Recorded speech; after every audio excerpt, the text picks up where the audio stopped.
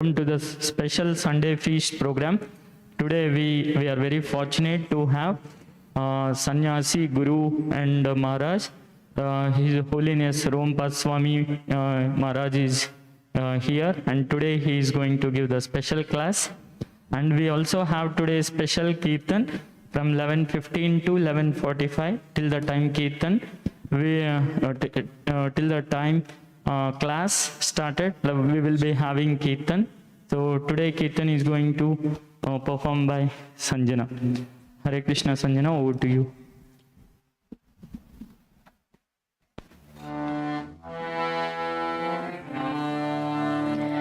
Namah Vishnupadaya Krishna Prashtaya Bhutale Srimate Bhakti Vedanta Swami Niti Namine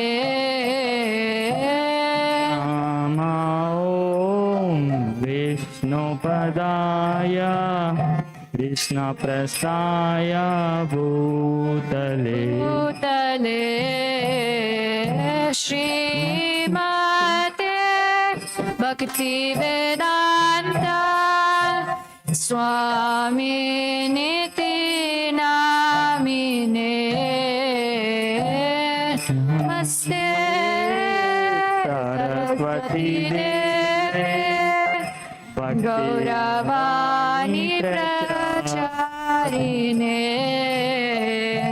Nirvishesha Shunyavadi Pasyatya Deshatarine Namaste Saraswati Devi Gauravani Pracharine Nirvishesha Sunyavadi Pachatya Desatarine.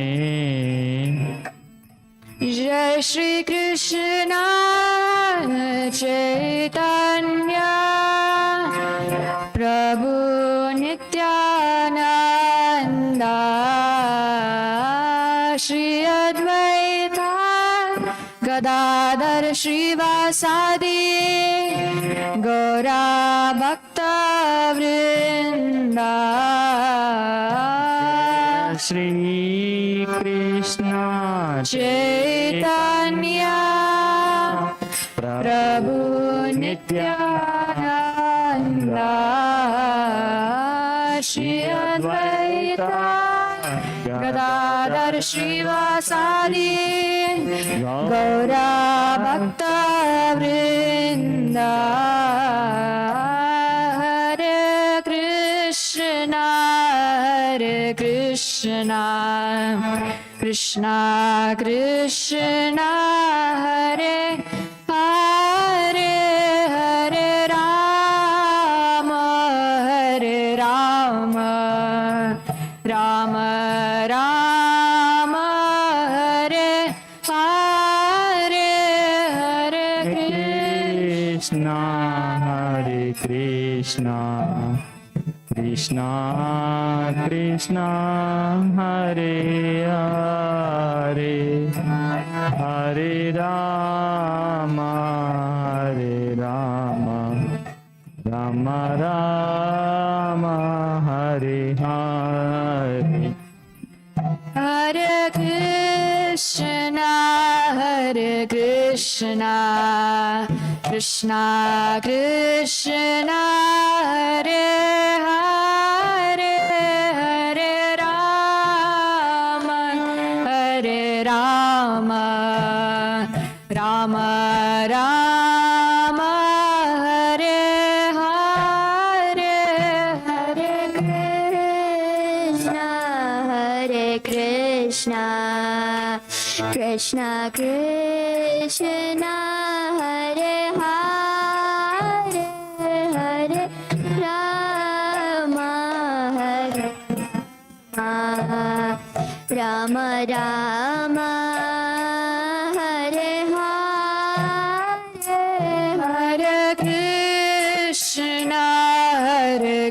Krishna, Krishna Krishna, Hare Hare, Hare Rama, Hare Rama, Rama Rama, Hare Hare, Hare Krishna, Hare Krishna, Krishna Krishna, Hare Hare, Hare Rama, Hare Rama, Rama Rama, Hare Hare, Hare Krishna, Hare Krishna, Krishna Krishna, Hare Hare, Hare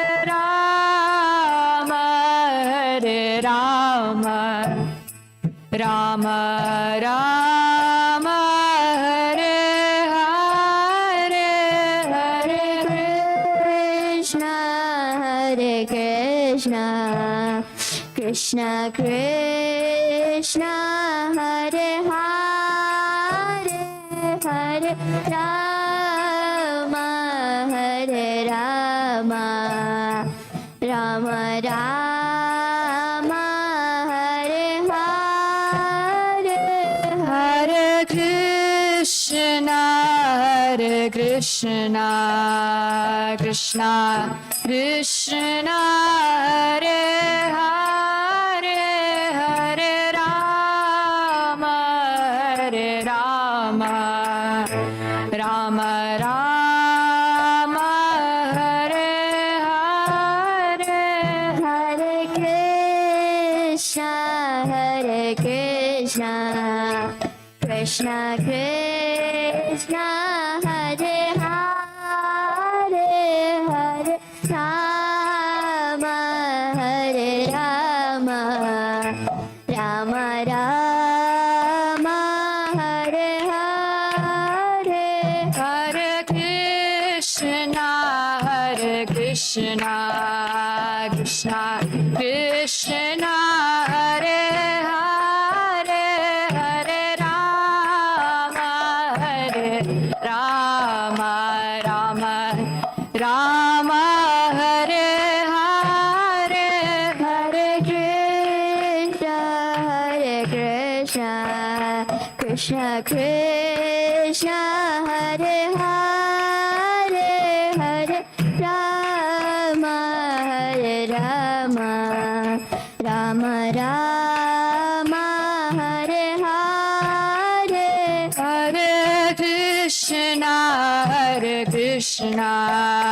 Krishna Krishna, Hare Hare, Hare Rama, Hare Rama, Rama Rama, Hare Hare, Hare Krishna, Hare Krishna, Krishna Krishna, Hare Hare, Hare Rama, Hare Rama, Rama Rama, Hare Hare, Hare Krishna, Hare Krishna, Krishna Krishna, Hare Hare, Hare Rama, Hare Rama, Rama Rama, Hare Hare, Hare Krishna, Hare Krishna,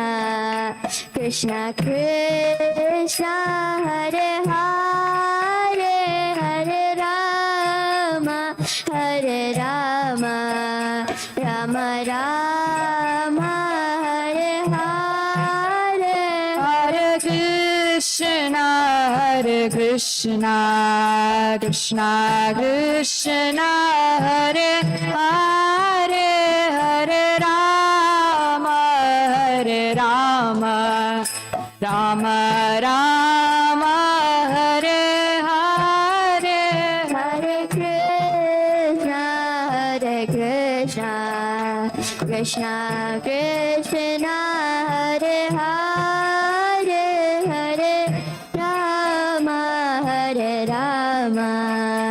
Rama Rama, Hare Hare, Hare Krishna, Krishna Krishna, Hare Hare, Hare Rama, Rama Rama, Hare Hare, Hare Krishna, Krishna Krishna, Hare Hare, Hare Rama, Rama Rama, Hare Hare, Hare Krishna, Krishna Krishna, Hare Hare, Hare Rama, Rama Rama, Hare Hare, Hare Krishna, Krishna Krishna, Hare Hare, Hare Rama, Rama Rama, Hare Hare, Hare Krishna, Krishna Krishna, Hare Hare, Hare Rama, Rama Rama, Hare Hare, Hare Krishna, Krishna Krishna, Hare Hare, Hare Rama,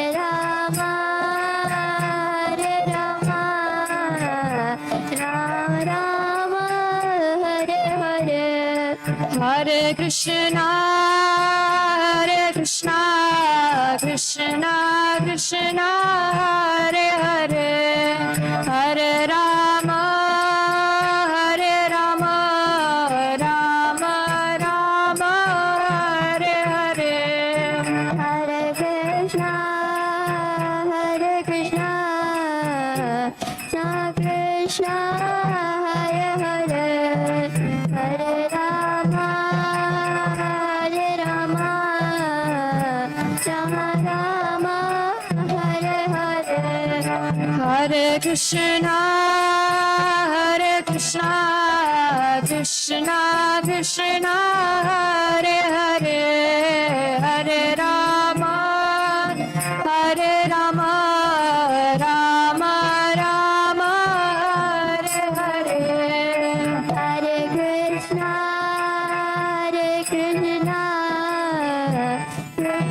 Krishna Hare Hare, Hare Rama, Rama Rama, Hare Hare, Hare Krishna,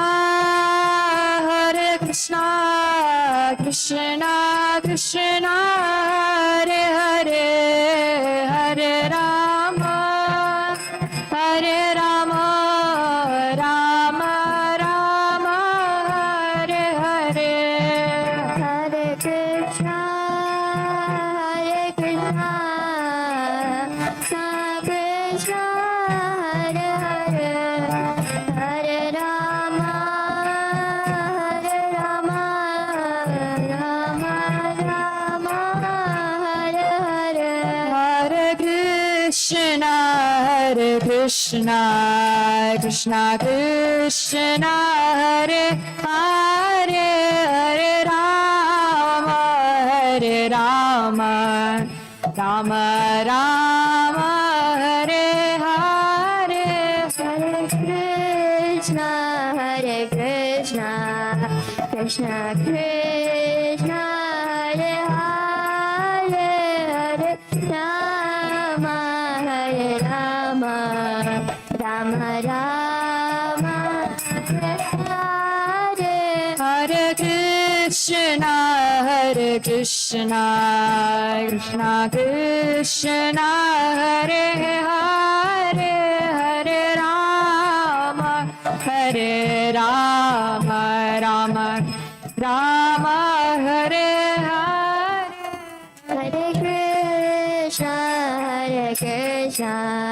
Krishna Krishna Hare Hare Hare Rama Hare Rama Rama Rama Hare Hare Hare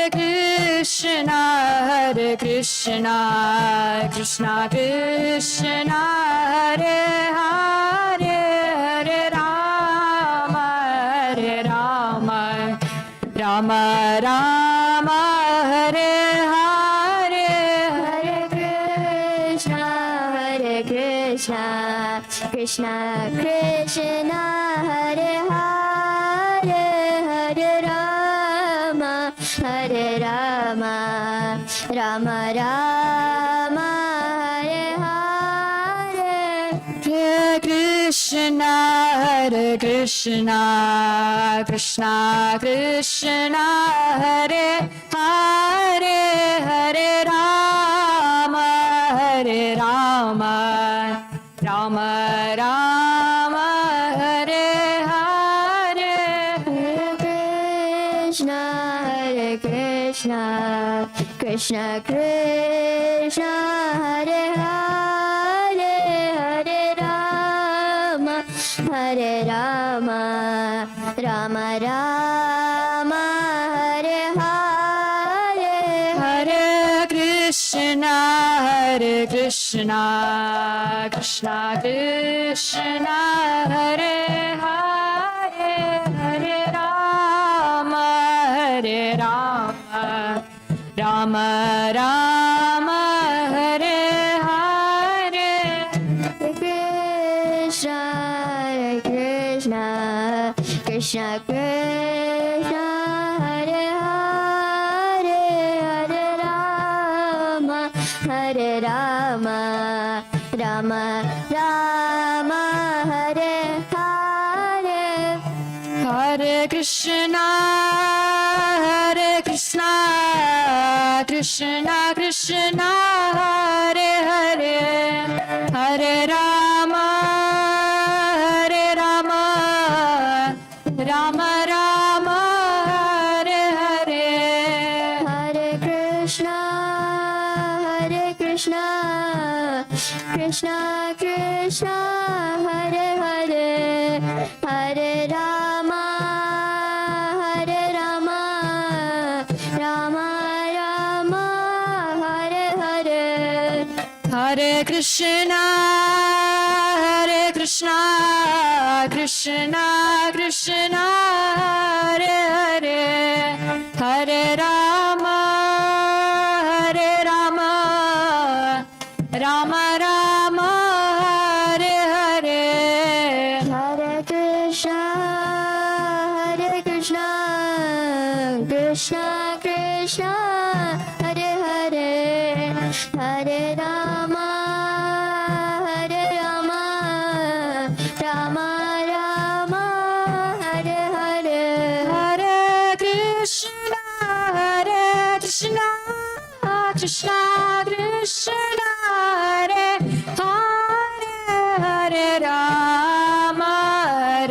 Rama Rama Hare Hare Hare Krishna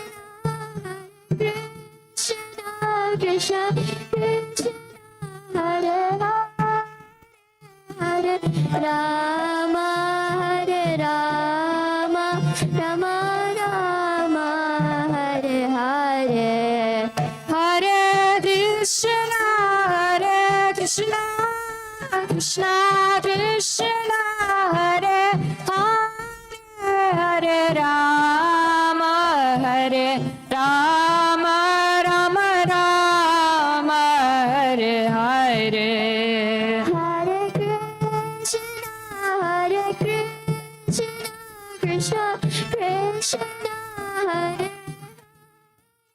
Hare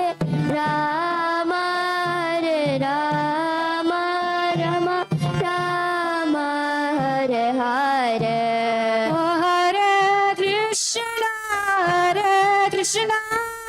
Krishna Krishna Hare Hare Hare Rama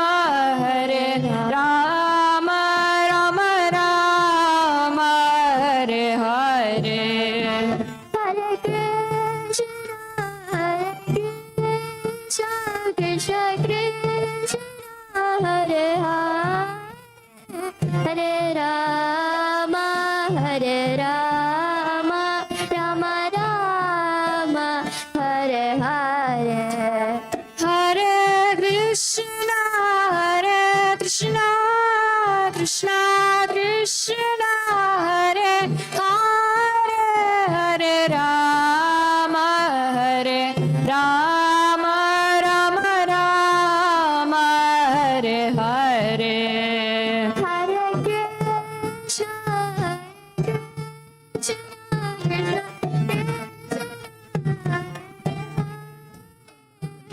Rama, Hare Rama, Rama Rama, Hare Hare. Hare Krishna Krishna Krishna Hare Hare Hare Rama Rama Rama Hare Hare Hare Krishna, Krishna Krishna, Hare Rama, Hare Rama, Rama Rama, Hare Hare. Hare Krishna Krishna Krishna Hare Hare Hare Rama Rama Rama Hare Hare Krishna, Hare Krishna, Krishna Krishna, Hare Hare, Hare Rama, Rama Rama, Hare Hare. Hare Krishna Krishna Krishna Hare Hare Hare Rama Rama Rama Hare Hare Hare Krishna, Krishna Krishna, Hare Hare, Hare Rama, Hare Rama, Rama Rama, Hare Hare. Hare Krishna Krishna Krishna Hare Hare Hare Rama Rama Rama Hare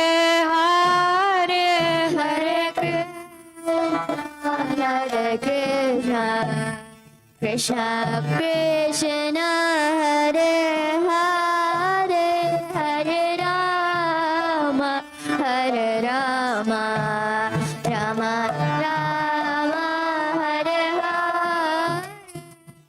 Hare Krishna Krishna Krishna Hare Hare Hare Rama Rama Rama Hare Hare. Hare Krishna, Krishna Krishna, Hare Hare, Hare Rama, Hare Rama, Hare Hare. Hare Krishna Krishna Krishna Hare Hare Hare Rama Rama Rama Hare Hare. Hare Krishna, Krishna Krishna Hare Hare Hare Rama, Hare Rama, Rama Rama Hare Hare. Hare Krishna Krishna Hare Hare Hare Rama Rama Rama Hare Hare. Hare Krishna, Krishna Krishna, Hare Hare,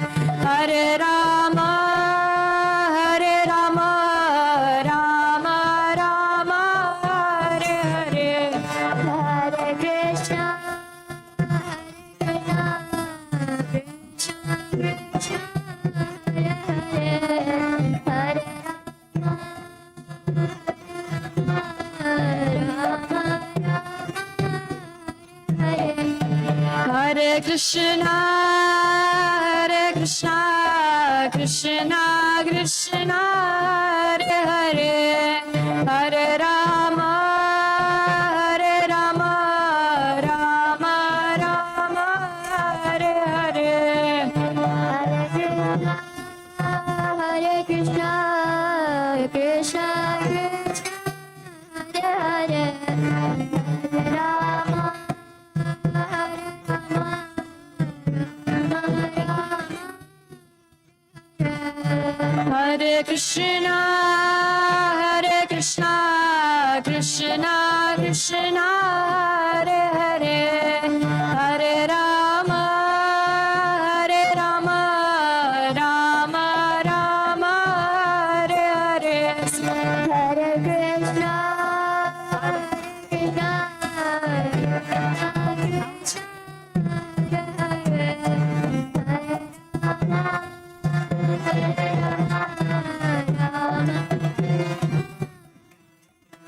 Hare Krishna, Hare Krishna, Krishna Krishna, Hare Hare, Hare Rama, Hare Rama, Rama Rama, Hare Hare.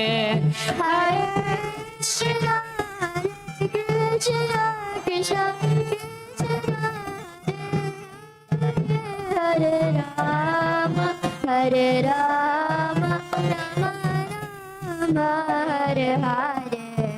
Hare Krishna, Hare Krishna, Krishna Krishna, Hare Hare, Hare Rama, Hare Rama, Rama Rama, Hare Hare.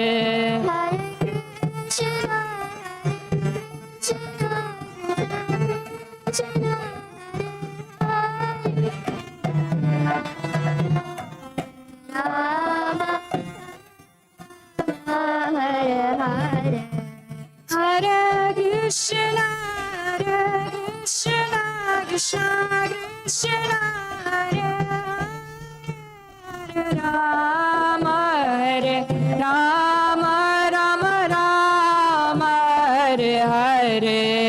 Hare Krishna,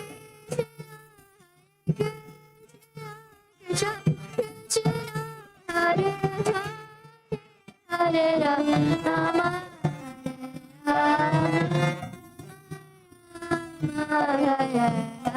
Oh, Hare Krishna, Hare Krishna, Krishna Krishna, Hare Hare, Hare Rama, Hare Rama, Rama Rama, Hare Hare.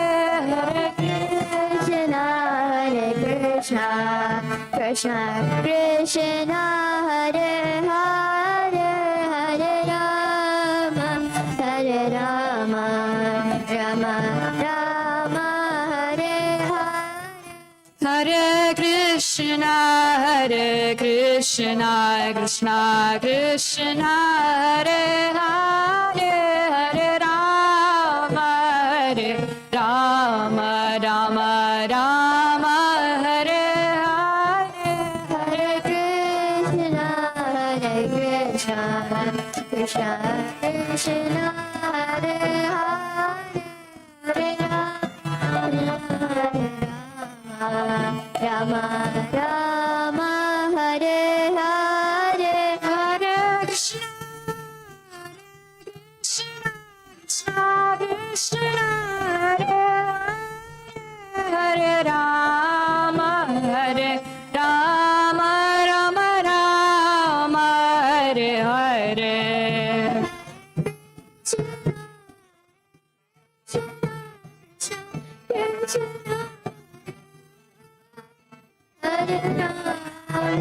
Hare Rama,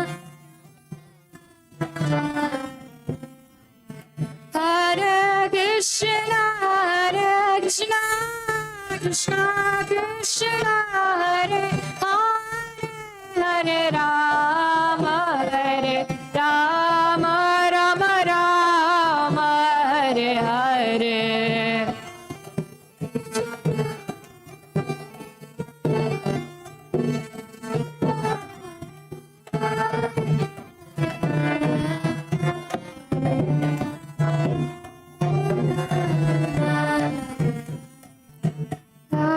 Krishna, Hare Krishna, Krishna Krishna, Hare Hare, Hare Rama, Hare Rama, Rama Rama, Hare Hare, Hare Krishna, Krishna Krishna, Hare Hare,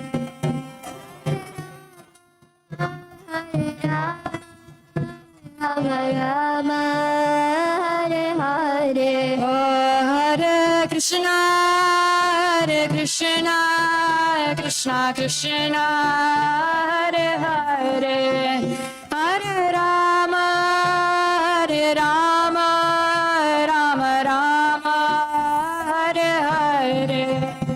Hare Hare, Hare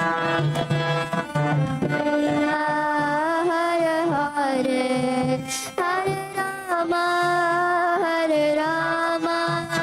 Rama Rama. Nittai Gaura Hari Bol, Hari Bol, Hari Bol, Nittai Gaura Hari Bol. Hari Bol, Hari Bol, Nittai Gaura Hari Bol.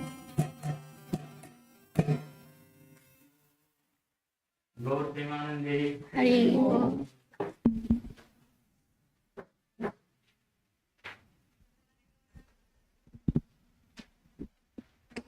Thank you, Sanjana. That's a wonderful kirtan.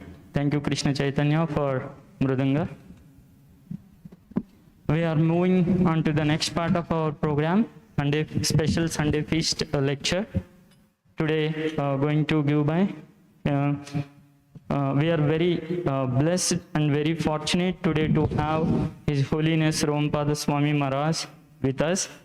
On behalf of Hare Krishna Temple of Fasting, I would like to express my heartfelt gratitude to Maharaj for giving us his holy association.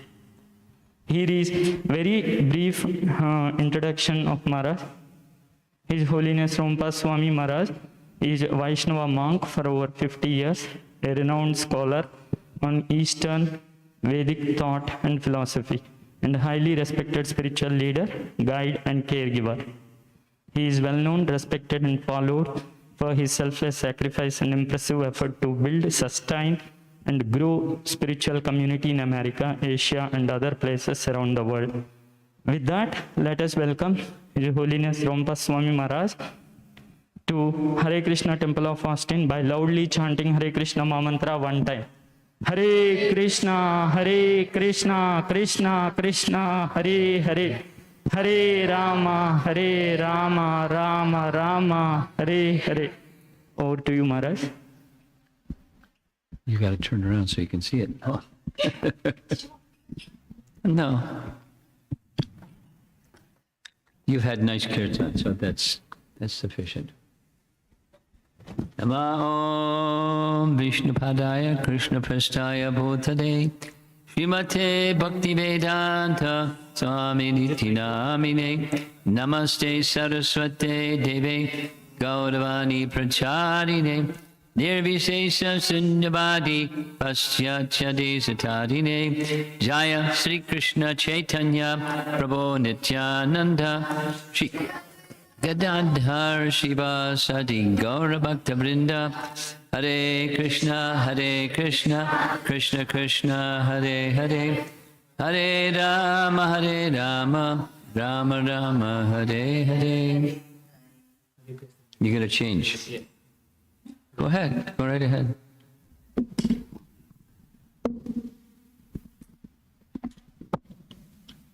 Thanks.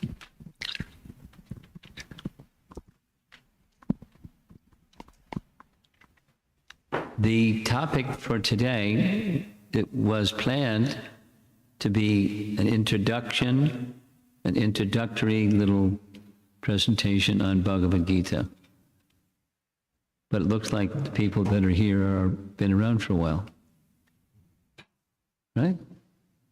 Yes? Are you new or you've been around for a while? You're new. Okay, this is for you. Customized for you. Bhagavad Gita, a few things about what the book is. Bhagavad Gita is a portion, literally the very middle part of a very large epic, or a history of greater India. Maha means great, and Bharata means in relation to the land of Bharatvarsha, or India, the history of greater India. Mahabharata. The topic of Mahabharata is the kings that ruled during an ancient period of time. The book was written over 5,000 years ago, and it's still well read today, which means there's a lot of value in it. Besides the history of kings, it's a treatise. One way to describe it's a treatise on ethical conduct. What is to be done, what is not to be done, in terms of codes given by God. What is to be done, what is not to be done. Proper conduct, improper conduct, theistic conduct, atheistic conduct, moral conduct, immoral conduct. So it's a compare and contrast, exemplified by the good guys and the bad guys. It's a good story, good guys and the bad guys. The evil villain and the hero. And as it turns out, they're cousin brothers. And many things happen, lots of intrigue, skullduggery, bad things. But the good guys, the Pandavas, the sons of Pandu, they abide by virtue at every step. They exemplify what is to be done by those who live a virtuous life. And a conflict arises where the bad guys have attempted murder multiple times and try to disrobe their wife in a public assembly, and, abominable things, punishable things. So it's increasing, and it gets to the point where it looks like there's going to be a big battle between the two cousin brothers. Krishna, at their request, goes to make a peaceful settlement. The peaceful settlement is rejected in a very crass way. And so there's going to be a war. And the painting shows Krishna became the chariot driver of Arjuna. Krishna said, I'm also a cousin, and I'm not going to take sides. So I shall not fight. But if somebody wants me, I can be with them, but not fight. And my armies can go to the other party. They had massive armies. So the bad guys said, I'll take the armies, please. And Arjuna said, I'll take Krishna, please. So Krishna became the chariot driver. He didn't fight. So Arjuna knew that Krishna was the Supreme Person. But in addition to being the Supreme Person, they were cousins, not only cousins, they were very dear friends. Very dear, intimate friends. So Arjuna requested Krishna to, as you see in the painting, draw his chariot between the two armies. On one side and the other side is this vast array of military, to see who's on which side.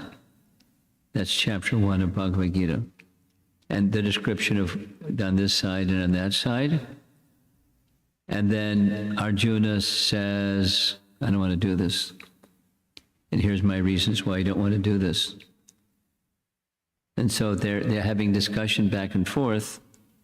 And in the beginning of part of chapter 2, Arjuna says, I really don't know what's best. Please instruct me. So the mood shifts, and Krishna stops just being friend, and he takes the role of guru, and he instructs his student. And that's what Bhagavad Gita is. It's Krishna's instructions about the duty of a human being. And the duty of the human being can be understood one way to describe what's in the content of Bhagavad Gita. It's the yoga systems, plural, that are compared to a yoga ladder, and Krishna describes this rung, and then that rung, and then the next rung, and then the topmost rung, and elaborately discusses the topmost rung, and then starts going back down again. If you can't do that, you can do this. If you can't do this, you can do the next thing. He's describing the yoga system and the topmost within the yoga system.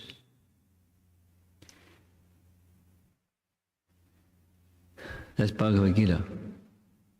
In the context of what is ethical, what is moral, what is proper conduct, according to those who abide by the culture given within the Vedic literatures. That's the Mahabharata. So this is the transcendental, or the essence of the teachings part. It's literally right in the middle of the entire big epic.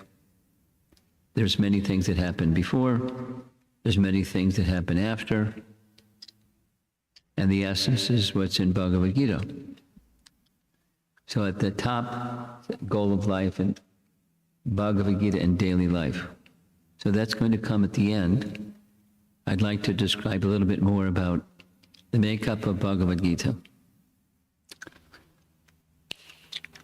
You see in the painting at the bottom, there's a king seated on a royal throne, and he's blind. He's the elder brother that couldn't accept the rule of the kingdom because he was blind.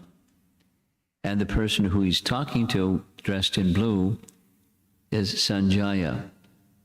Sanjaya is something of a mystic. He is a disciple of Vyasadeva, who's the compiler of all the Vedas. Vyasadeva instructed him to assist this blind king Dhritarashtra. So what Sanjaya is doing here is he's narrating what's going on the battlefield to the blind king Dhritarashtra, who can't see, so therefore he can't take part in the battle, but he's very, very, very interested in the outcome of the battle.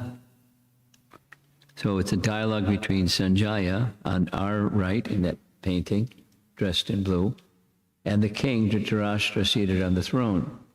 And you can see from his body language, he's really anxious to find out what's going on. And Sanjaya is describing what's going on. There's Krishna, the chariot driver. There's Arjuna, a very heroic bowman. And this looks like the battle is already happening, but before the battle happens, Arjuna gives his reasons in chapter 1 why he doesn't want to be engaged in the battle. After giving his reasons, he drops his bow and says, he just declares, I shall not fight. And Krishna says a number of things. And after Krishna says a number of things, Arjuna says, please instruct me, I'm bewildered. And Krishna instructs him. So this is a nice painting of, there the two are, sitting in the chariot in the midst of the battlefield before the battle begins and having their discussion, Bhagavad Gita. Gita in English, it means song, and Bhagavad is a word that by Sanskrit rule, Bhagavan, which is the name of the Supreme Person, becomes Bhagavat, Bhagavad Gita, the song of Bhagavan. Here's a little paragraph composed just to explain what's in it. The Bhagavad Gita is universally renowned as the jewel of India's spiritual wisdom. Spoken by Lord Krishna, the Supreme Personality of Godhead, to his intimate disciple Arjuna, the Gita's 700 concise verses provide a definitive guide to the science of self-realization. No other philosophical or religious work reveals in such a lucid and profound way the nature of consciousness, the self, the universe, and the Supreme. So since Bhagavad Gita has been around for a long time, there are many spiritual personalities and scholars and so forth that have written commentary explaining Bhagavad Gita. And when Srila Prabhupada made his Bhagavad Gita as it is presentation, he relied on these two great acharyas in our line. Pictured on our left is Vishwanath Chakravarti Thakur.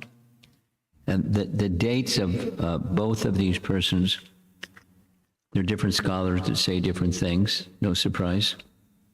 But this is one of those scholars' statements of the years that he lived. Gives you some ideas, like the Middle Ages. And overlapping, their lives overlapped for some period of time. They both lived in Vrindavan, and a student of Vishwanath Chakravarti Thakur, pictured on the left, was Baladev Vidyabhusan. Prabhupada writes in the dedication page that he dedicates this Bhagavad Gita as it is to Baladev Vidyabhusan. And one of the reasons is, as classic writers will sometimes do, Baladev followed the classic system of describing the entire subject matter of Bhagavad Gita as falling into 5 subject matters. And if you read the introduction written by Prabhupada, you'll find Baladev's name, you'll find the 5 principal teachings. The idea is if you can understand these 5 properly, you can understand Bhagavad Gita properly. So here's the 5 topics of Bhagavad Gita. The first one is God, or in Sanskrit, Ishvara, the living entity, or Jiva, material nature, Prakriti, time, or Kala, and fruitive activity, or Karma. Baladev teaches, and Prabhupada expands his teaching by saying, of these 5, 4 are eternal, and 1 is non-eternal. Which one is non-eternal?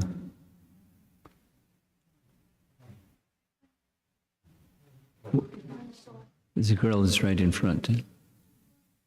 Which one is non-eternal? Material nature is sometimes manifest and sometimes not manifest. It's withdrawn. But the material nature is eternal, as co-eternal with Krishna. So that leaves 4 others. What's another one that's not eternal? Karma. Yeah. Karma comes and karma goes. And the fruits of karma come and the fruits of karma go.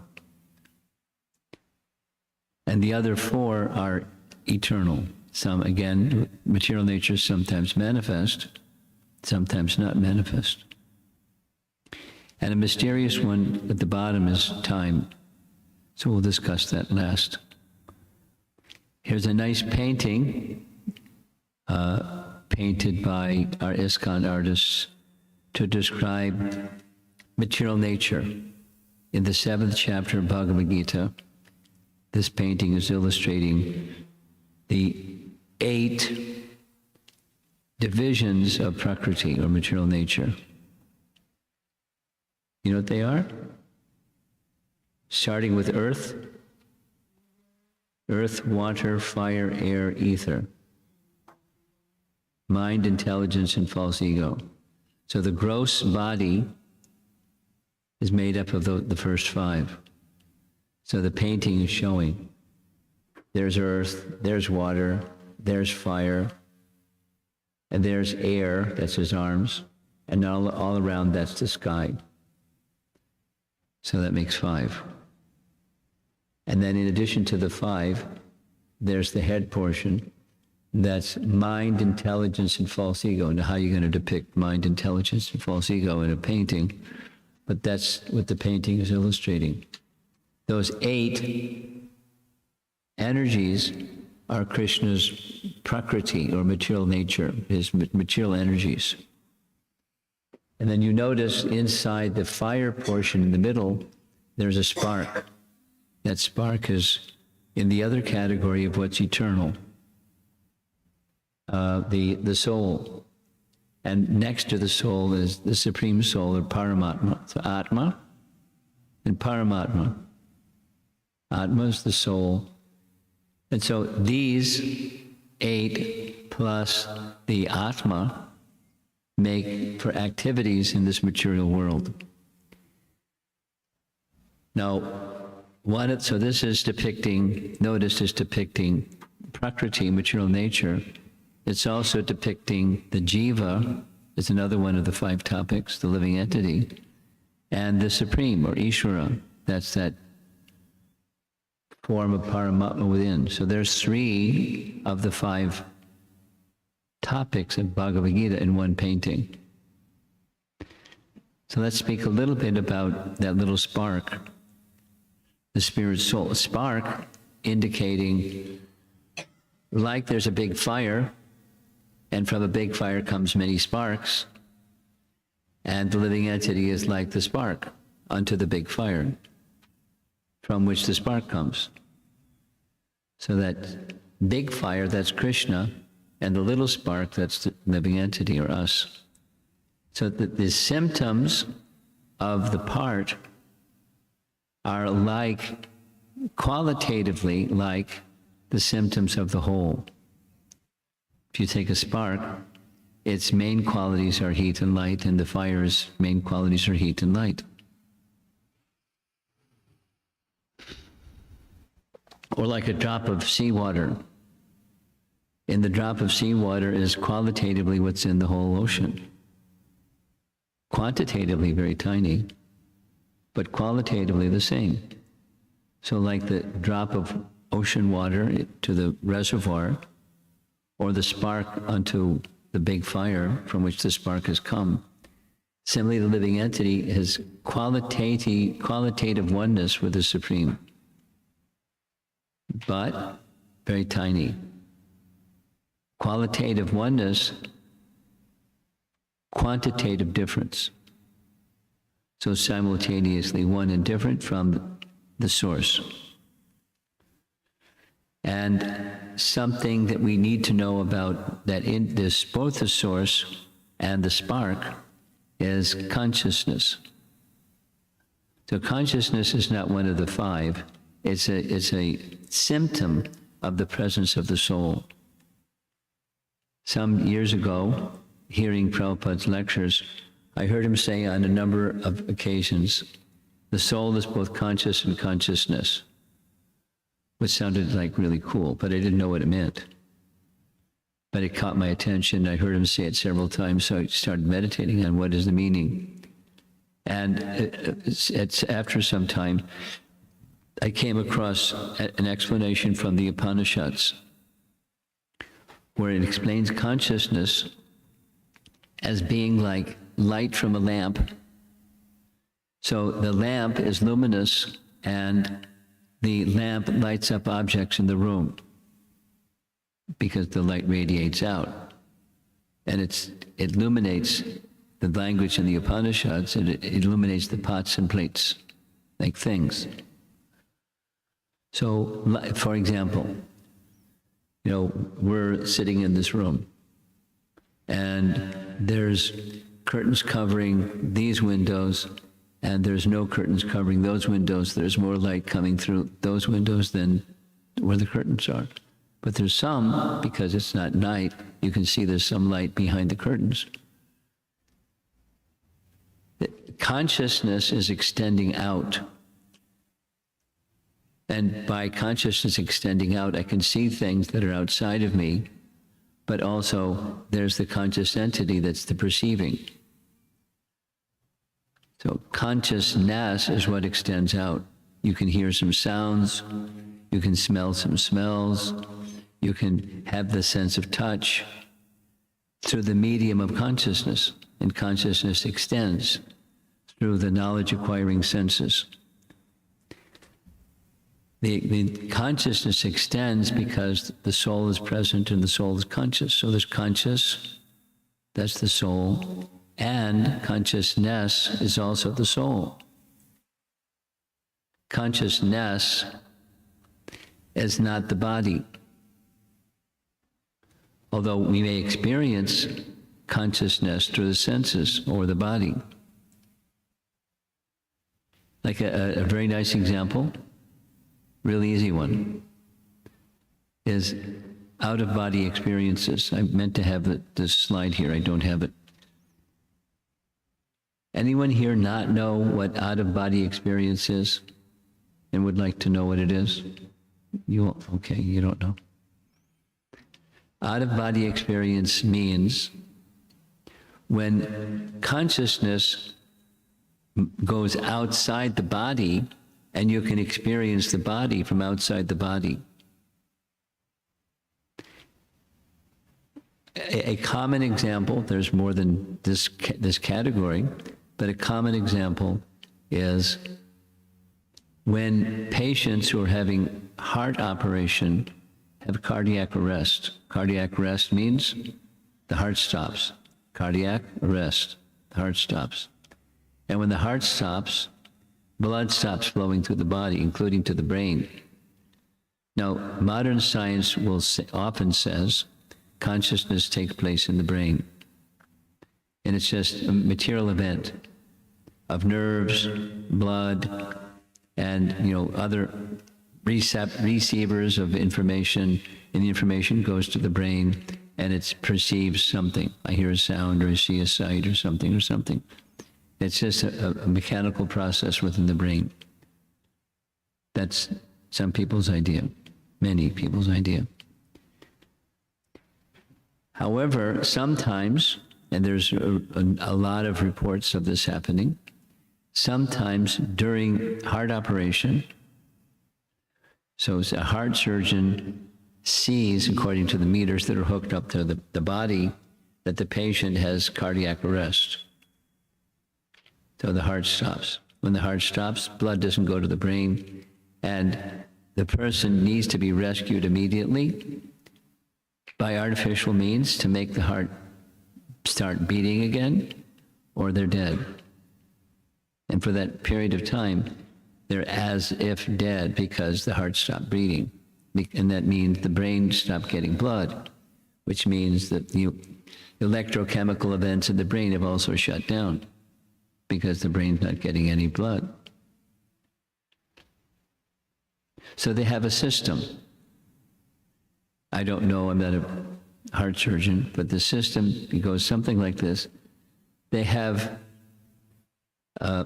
electrodes or some kind of device they place on the chest of the patient, the heart patient, and through that electronic charge, it simulates as if the heart is pumping, but although the heart stopped. So the body reads the heart is pumping, and it's artificially induced, and after some time the heart may start pumping again. If the heart doesn't start pumping again, it's finished. So one Dr. Sabam from Emory University in Atlanta, who was both a professor and a heart surgeon, was performing heart surgery on one patient. And during that heart surgery, his heart stopped beating, because you could see on whatever the meters are that his heart stopped. So then there's some immediate emergency procedure. And the procedure was followed. The electrodes are placed in the chest. The doctor said this, the assistant did that. The person's life was saved. And then he completed the heart surgery, and he lived. They don't always live. Next couple of days, the doctor went to see his patient and said, "How's it going? How are you feeling?" And he said how he was feeling, but he also said he had a very interesting experience during the heart surgery. And the doctor said, "What was that?" And he described everything that happened during cardiac arrest. And the doctor was like, "What?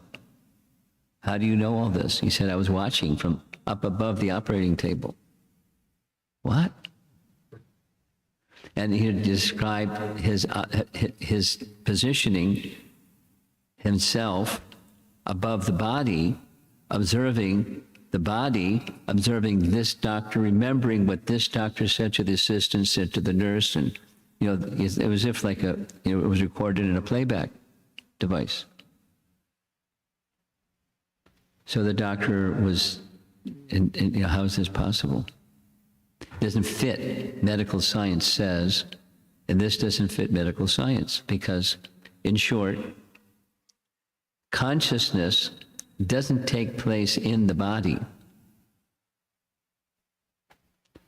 Consciousness may register in the body or not. And out-of-body experiences is where it's not registering in the body. So what's the seat of consciousness? Not the body. It's not the brain part of the body. It's something else. So the doctor was thinking, there's got to be an explanation. So he started researching, and he consulted other surgeons who had, surprisingly similar experience with their patients. And he started gathering data and gathering data and gathering data, and he ended up writing a book on out-of-body experiences. And his conclusion was, he wasn't an atheist, but his conclusion was, I can't reach any other reasonable conclusion except what I'd said already. The seat of consciousness is not the body. There was memory, visual acuity, auditory acuity, everything of consciousness, but the body was shut down. The brain was shut down, at least during that cardiac arrest period. So consciousness is different than the body. Consciousness is awareness extending out, like this lamp, where the lamp is luminous, but the light of the lamp is extending throughout the room. So consciousness is from the soul, and the soul is conscious and consciousness. That's a symptom of the soul. And when the soul departs, then the body is finished. It decomposes. But that which animates, instead of allowing the body to decompose, is the presence of the soul, and that means consciousness. And this consciousness is present, according to the Vedas, in the region of the heart.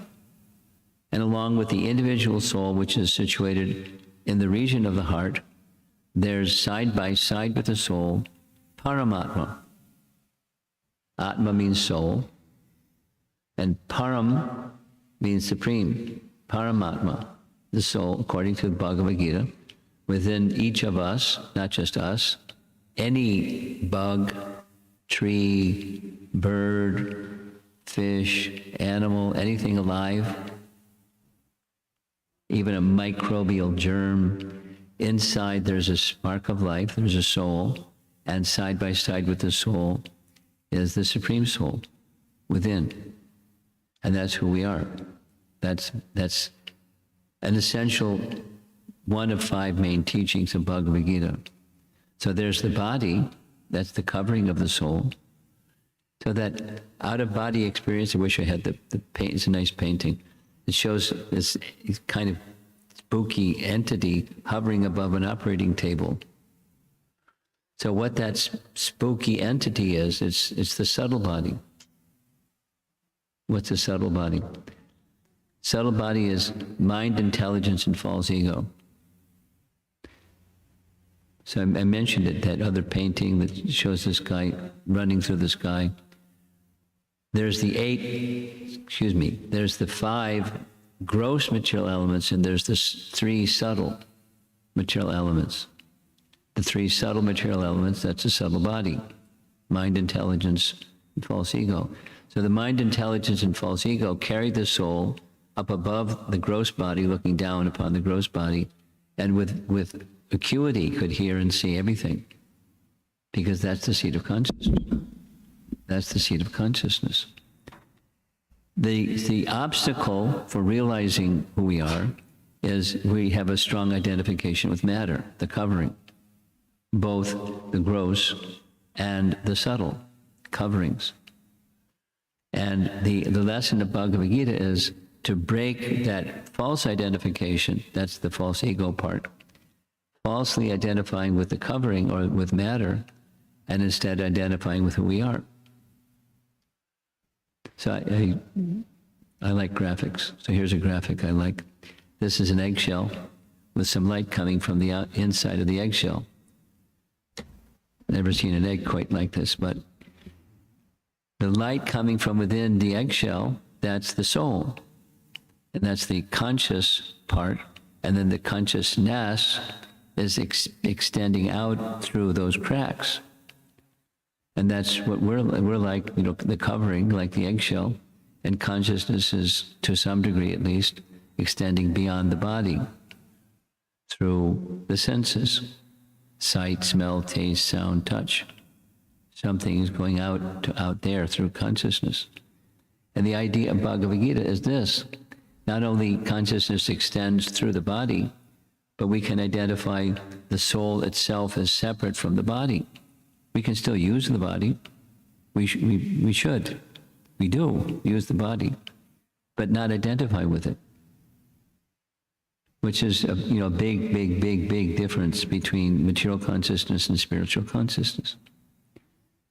Here's some other statements from Bhagavad Gita about the soul.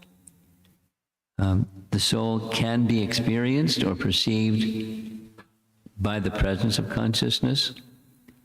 Converse is also there. When the soul is gone, we experience consciousness is gone. That's death. Many spiritual traditions of the world accept consciousness as being a symptom of the soul, same as we already spoke. At the time of death, all physical and chemical components of the body remain, but something non-physical has been lost. So it's non-physical. Although it doesn't have qualities like physical, because it's not physical. It has qualities that are spiritual, because it's spiritual. Even through our language, we identify ourselves as being different from the body.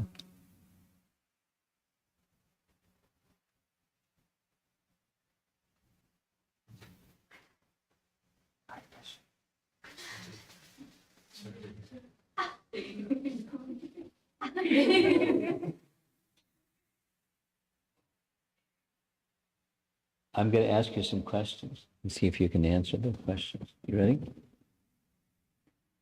Can you point to your head? Can you point to your head? Okay.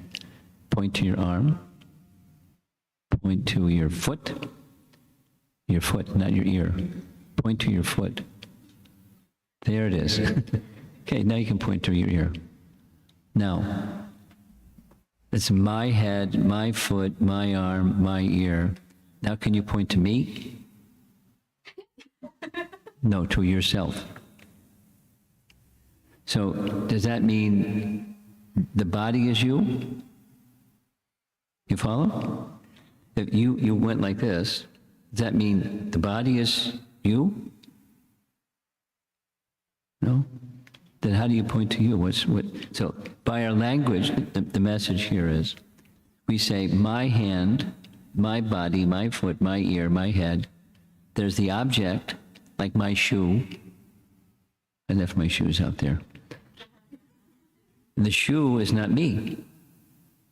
My dhoti. My hair. I don't have much, but There's the object and there's the owner of the object. So by our language, we say my and then the object. So by our language, the possessor, the seat of consciousness is different than the covering. Got it? We say it all the time, but we still think in terms of I'm the body.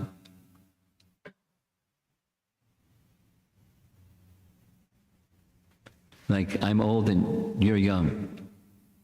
I'm a man and you're a woman. And then somebody's American and somebody's Indian, somebody's black, somebody's white, somebody's Christian, somebody's Hindu, somebody's Muslim, somebody's Buddhist. Those are all coverings.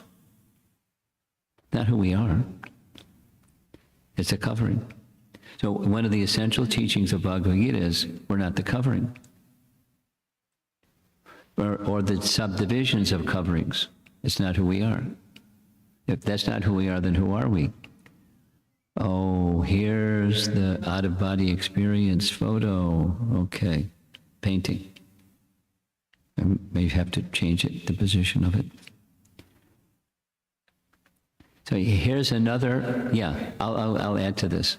After I read this book by Dr. Sabam, I started getting a little interested in, is there more literature on out-of-body experiences?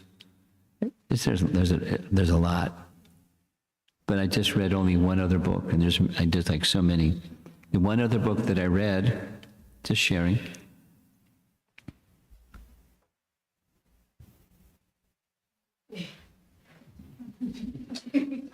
the one other book I read was also written by a heart surgeon from the University of Washington in Seattle, a lady. And she wrote the first experience she had of a patient describing during heart surgery, she was also a heart surgeon, they had cardiac arrest and they survived. Similar thing, a couple of days later she went to their hospital bed and said, how's it going? And they described their experience. But their experience was a little different than this one. They rose above the operating table. They floated across the ceiling of the operation room. They went out the window, the ventilation window, and went up 2 flights of stairs and found themselves looking inside a janitor's closet from outside the building, in the janitor's closet. She was like, what? You know, she didn't respond like that to the patient, but so she went to the janitor and said, this is what someone described to me what they saw inside your janitor's closet. Can you confirm? He said, well, no one could possibly see because I keep the door locked. And she described what was in the janitor's closet. He said, yeah, that's what's in the janitor's closet. And then the patient also described a pair of sneakers. They were on a ledge overhanging the window of the janitor's closet that you can't see from inside. It can only be seen from outside, and that's what the patient saw, the pair of sneakers hanging on the little ledge. She was like, what? So she went to upper floors and looked down, and there's the pair of sneakers. What's going on? What's going on?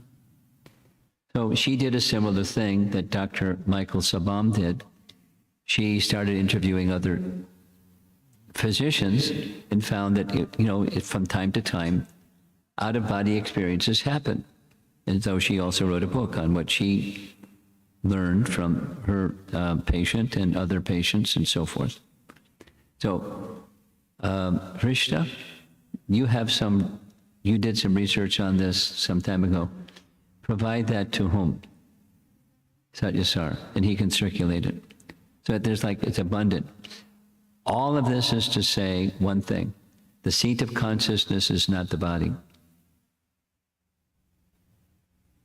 If the seat of consciousness is not the body, what is it? It's the soul. And the soul exists apart from the body.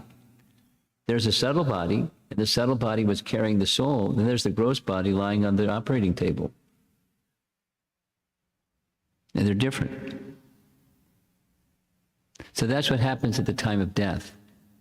At the time of death, the body is finished. It's no longer habitable. It's useless. So the subtle body, which is made up of mind, intelligence, and false ego, the subtle body carries the soul, which means consciousness, to the next womb of the next mother, or whatever the next form of life is. If it's not a womb, whatever the next form of life is. The soul and subtle body depart. The subtle body carries the soul. Depending upon what the mind is absorbed in, that's where the soul goes. And it's happening presently. The body is going where the mind goes. And the mind goes where our conditioning goes. So the choices that we make have a lot to determine what our destination is in this life and after this life.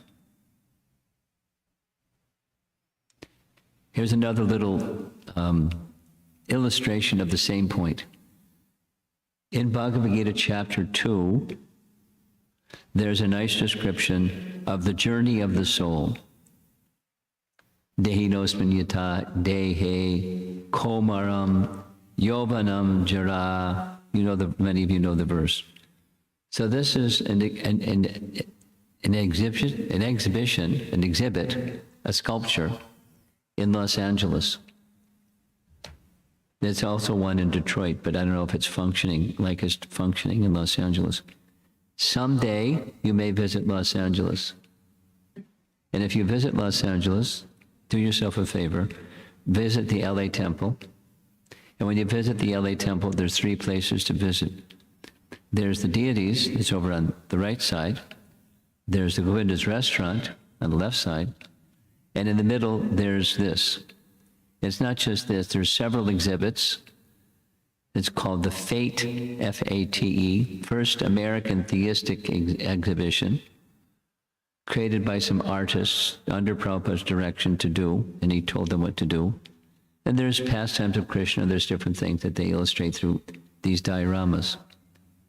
So when you go to this place, to the FATE exhibit, it's digitally, it's not like super high technology, but when it was done during Prabhupada's time, it was pretty good technology. You go from one exhibit to the next, and there's a narrator's voice that tells you what's in the exhibit.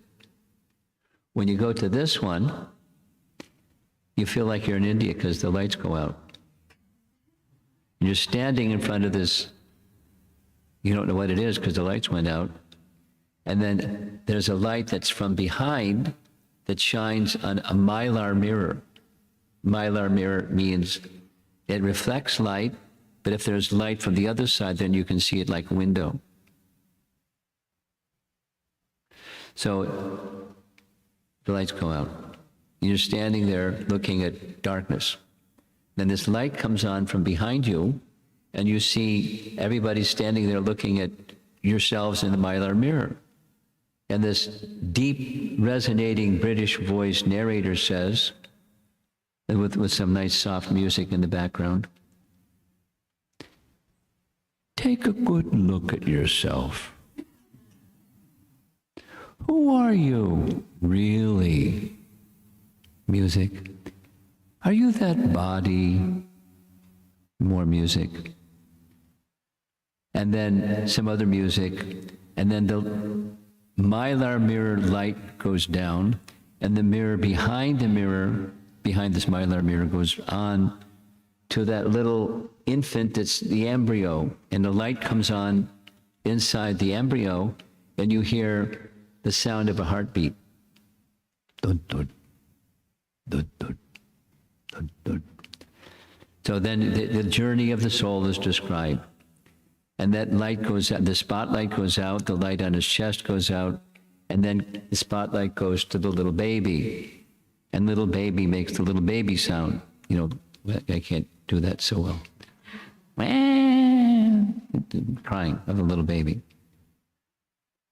And so, the narrator is describing the journey of the soul.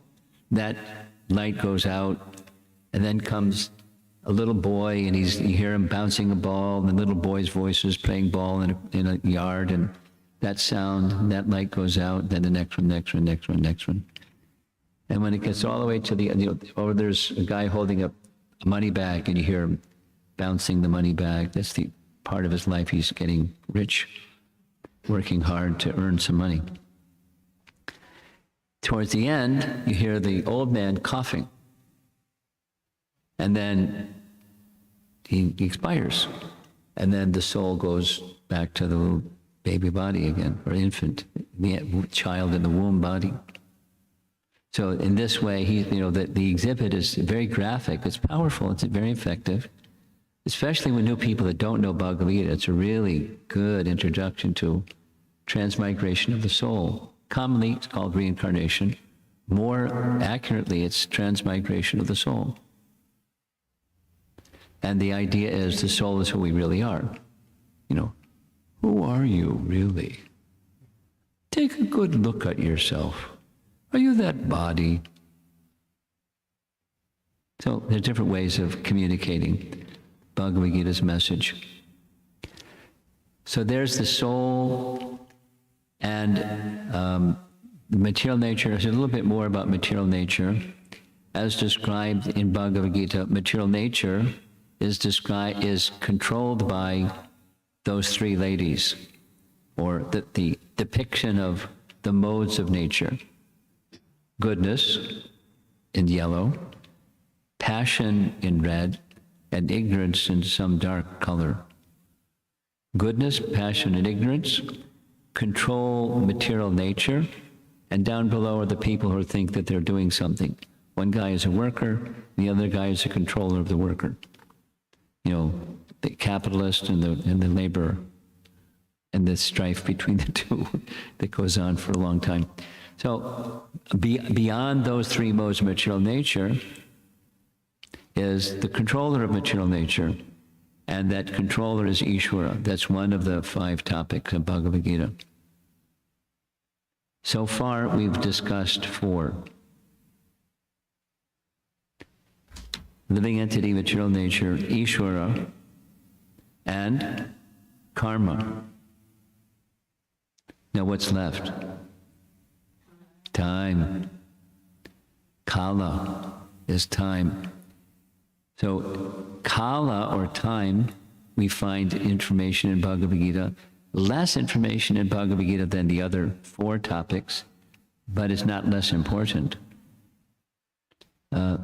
Kala is described as a Shakti, Kala Shakti, an energy of Krishna. And it's the most powerful force in the material world. And what Krishna says in Bhagavad Gita, time I am the destroyer of all things. So time brings things into being, and time destroys all things. It's the cause of the change or transformation of Prakriti. I mean, there's other factors, but things don't change without time. Like, here we are seated in the temple room. And there was a time when we were somewhere else. And after a while, we're going to be somewhere else. But we can't come here or go somewhere else without time. Time is needed for change. And according to the teaching of Bhagavad Gita, time moves in cycles. Time is cyclical. And there's small cycles, and there's medium cycles, and there's really, really big cycles. And there's annihilation and resting, and then again creation, and then maintenance for some time, and annihilation, and it just keeps turning. As it day and night, or time keeps moving in cycles.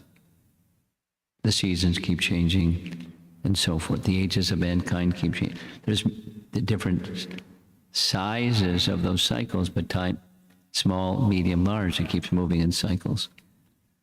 Therefore, it's Kala Chakra.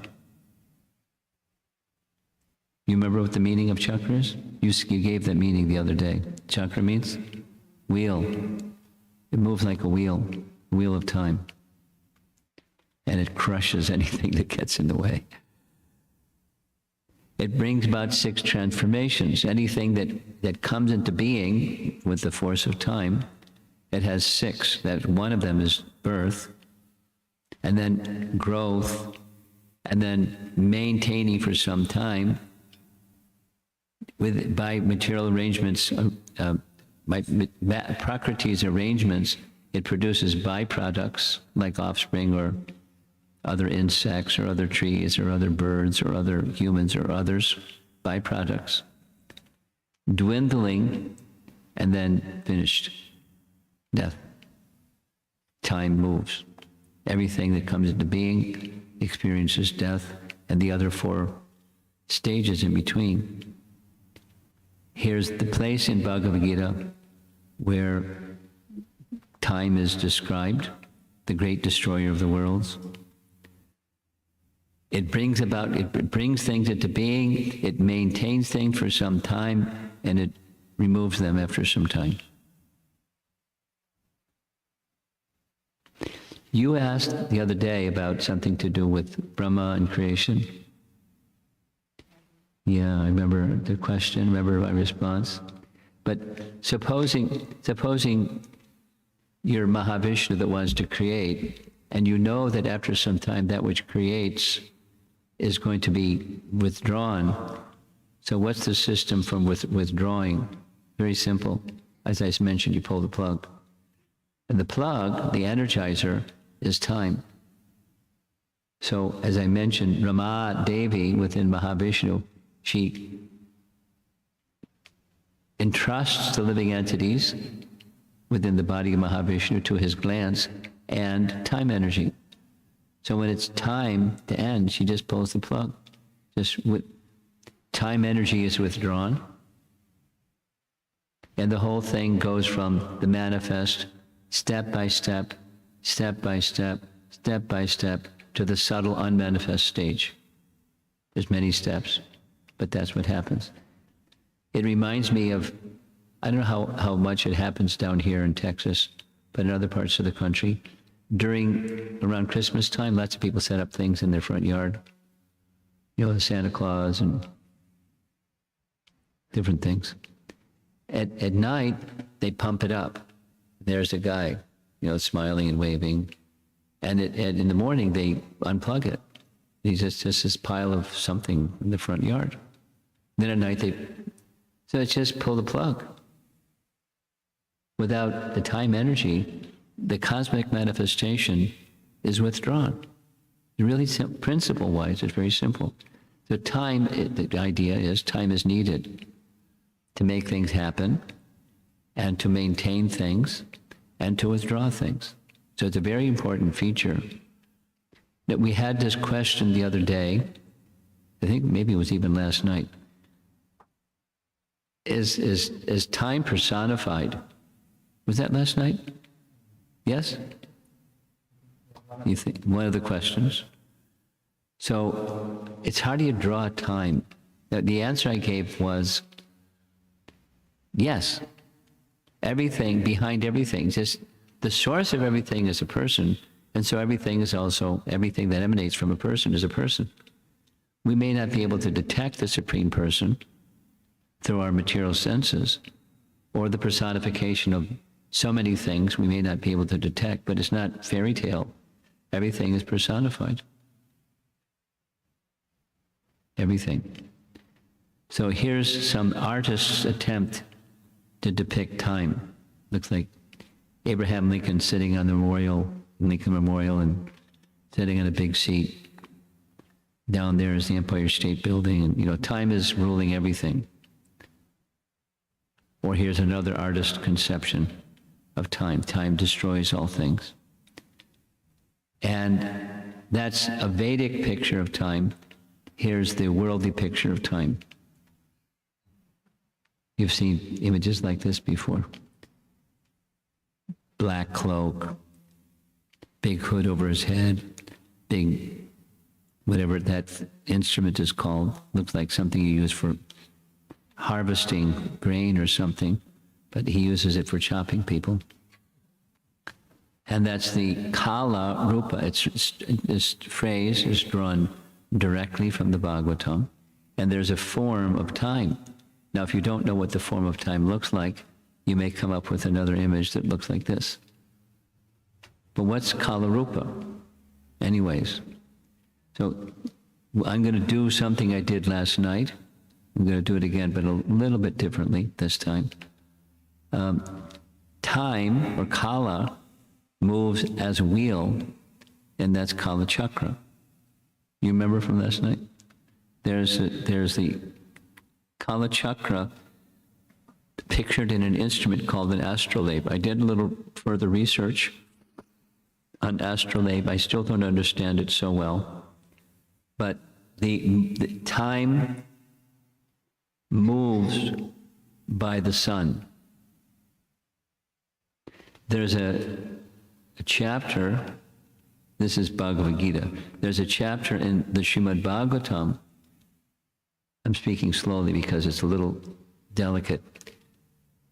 The smallest unit of time, according to Srimad Bhagavatam, from the Vedic perspective, is the time it takes for the sun to cross one atom. And then a certain number of atoms makes another unit of time, and a certain more atoms makes another unit of time, and you get time as we know it. Because who's going to measure the time it takes for the sun to cross one atom? But when you get to the bigger picture of time, there's Kala Chakra, the movements of the sun within creation creates day and night. That's one cycle. And once the different seasons, that's another cycle. Or as we discussed yesterday, Makara Sankranti is the sun passing into the constellation of Capricorn. And the English is Capricorn, the Sanskrit is Makara. So Makara Sankranti means the sun moving from the previous constellation into the constellation of Capricorn, or Makara. And this instrument, astrolabe, is to measure all those things. And I don't really understand how it works, but I understand a little bit better this morning from yesterday.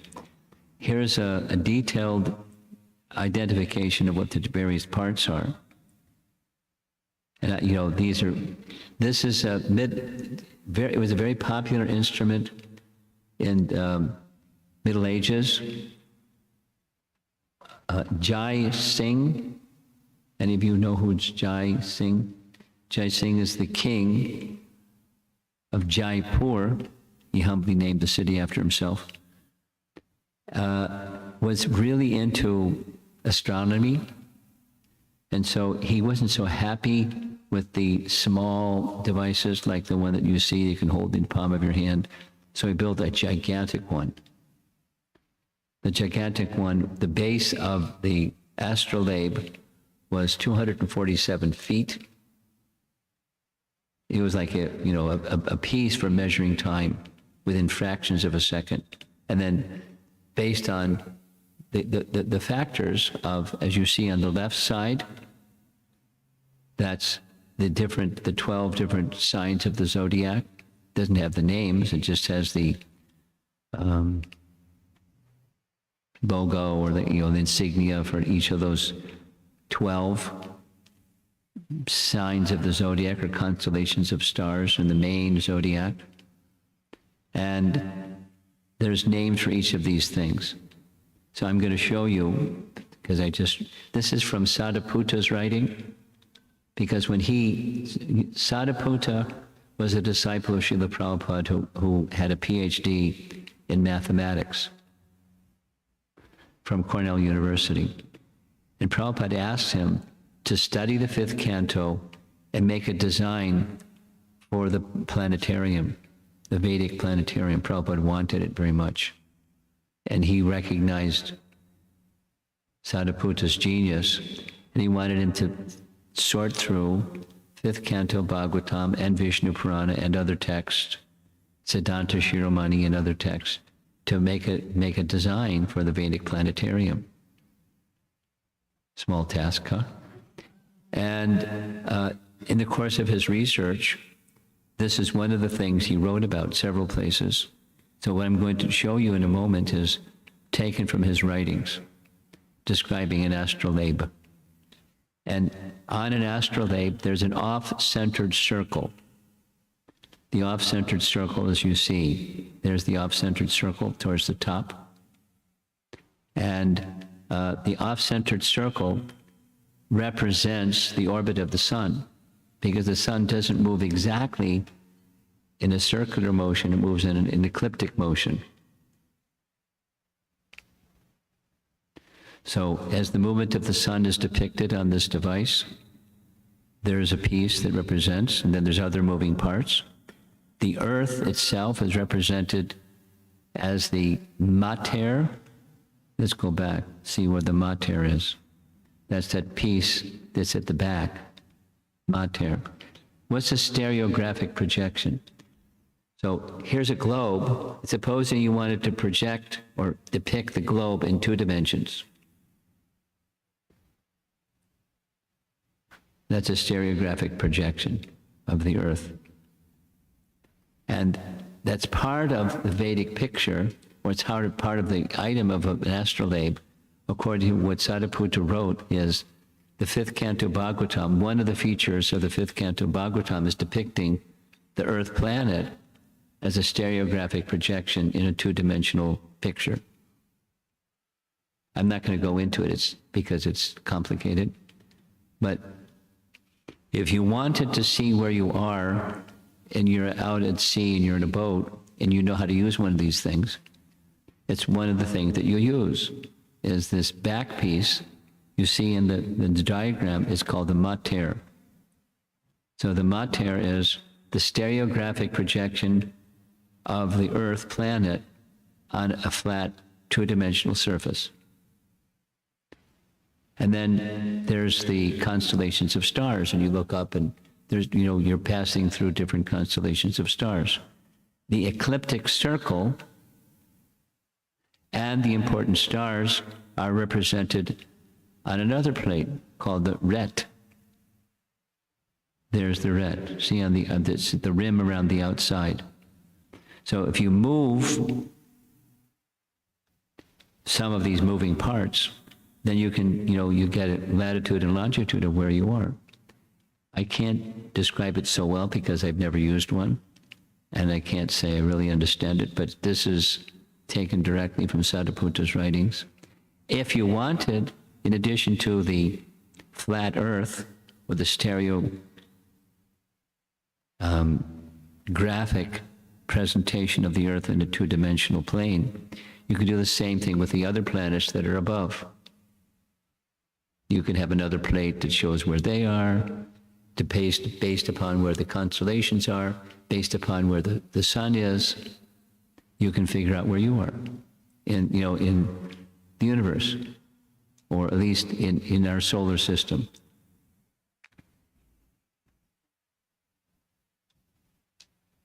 Now, why am I doing this? Besides, I'm fascinated by stuff like this. It's to indicate time moves according to the wheel of time, or Kala Chakra, because time is measured by the movements of the sun. The smallest unit is the sun crossing an atom, and then there's other units, minutes, hours, days, day and night, seasons. It's movements of the sun. Time is measured by movements of the sun in different cycles. And this cycle of the sun's movement is called Kala Chakra, the wheel of time. Now, all this is going to be depicted in the Temple of Vedic Planetarium. Probably all of you have seen this drawing before. And the central dome, and the really big one in the middle, that's the Radha Madhava Temple. And there's another entrance, another dome for Lord Nrsingadev and Prahlad. And then over on the other side, you can't see it so well, but there's another dome on the left side, and that's where the planetarium is going to be. And inside the planetarium is going to be a depiction of Kala Chakra. Now, yesterday evening, I showed this little video. I'm going to show it again, because my experience is I've had to watch it like a bunch of times to pick up on things. So if you saw it yesterday evening, no problem, because I'm sure you didn't catch everything. I'm going to show it again, but one of the things it shows is you see if you remove those three front images, you look at the one that's behind them, you'll see a circular brown ring. That circular brown ring has a wheel mounted on the ring.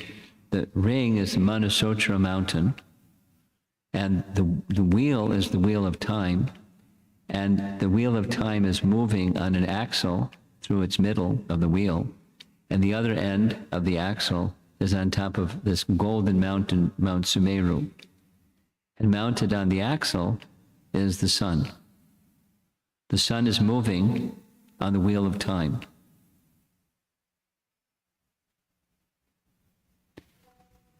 I'm pausing purposely so that sink in. And the wheel of time is likened to a potter's wheel. You ever made pottery on a potter's wheel? So the potter's wheel moves very quickly.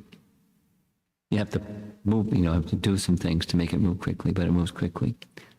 But supposing on the potter's wheel, there were some ants. So the ants would move very quickly with the motion of the potter's wheel. But supposing the ants were moving also on their legs in the opposite direction of the potter's wheel. So you could say they're moving clockwise, quickly, and they're also moving counterclockwise, slowly. Like that, the sun is moving. The sun is moving quickly on Kala Chakra, once every 24 hours, a complete cycle, 360 degrees, day and night. And also, the sun is moving in a counterclockwise direction, very slowly, once every 360 days. So as the sun is moving slowly, every 360 days, one complete cycle, the sun passes through zodiac signs. And thus we have the seasons, like yesterday. There's more to be said, but you can read Sadhuputa's books to get the more to be said. It's very interesting.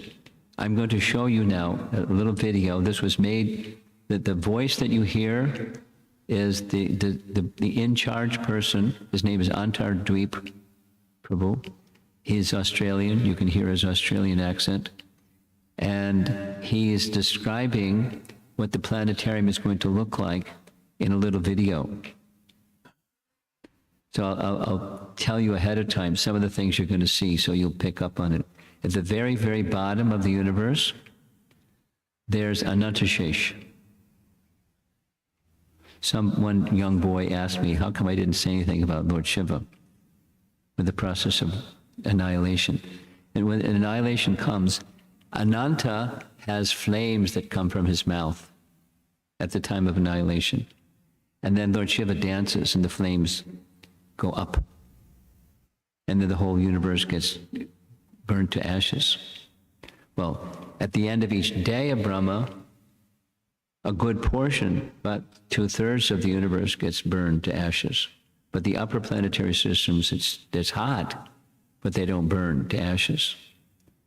And during that night of Brahma, the universe gets floods. All the ashes dissolve in the water. And then the water subsides to its normal position. And Brahma wakes up in the morning, starts doing his sadhana, and he rebuilds that lower portion of the universe every morning for his whole life, 100 years. And then at the end of that's at the end of each day, and at the end of his life, the whole thing is kaput. But where the flames come from is at the bottom, from the mouths of Ananta. So you're going to see there's Anantashesh at the bottom of the universe, and you're going to then see what goes up above. Those discs, the gold kind of discs, That's indicating the 7 lower planets, the subterranean heavenly planets. You'll hear him say that. And then above those 7, there's 7 upper. The middle of the 7 upper is this place,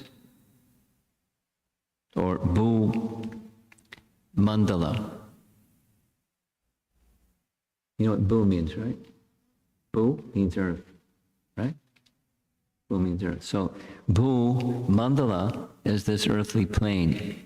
It's that projection, stereographic projection of the earth planet that's round, depicted on a flat surface. That's Bhumandala. And there's varshas, or regions. You'll hear him say these terms. Varshas, or region.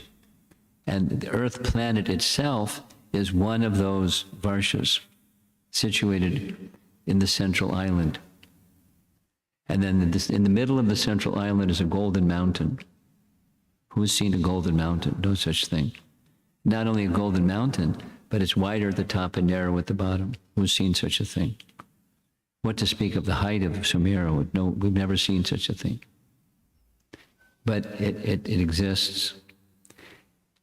And then it speaks of there's residential quarters for Brahma in the center, and then the phrase that you'll hear him say is Digpala.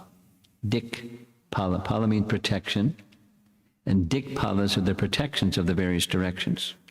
So they're giving protection to the universe. And they have their place where they stay.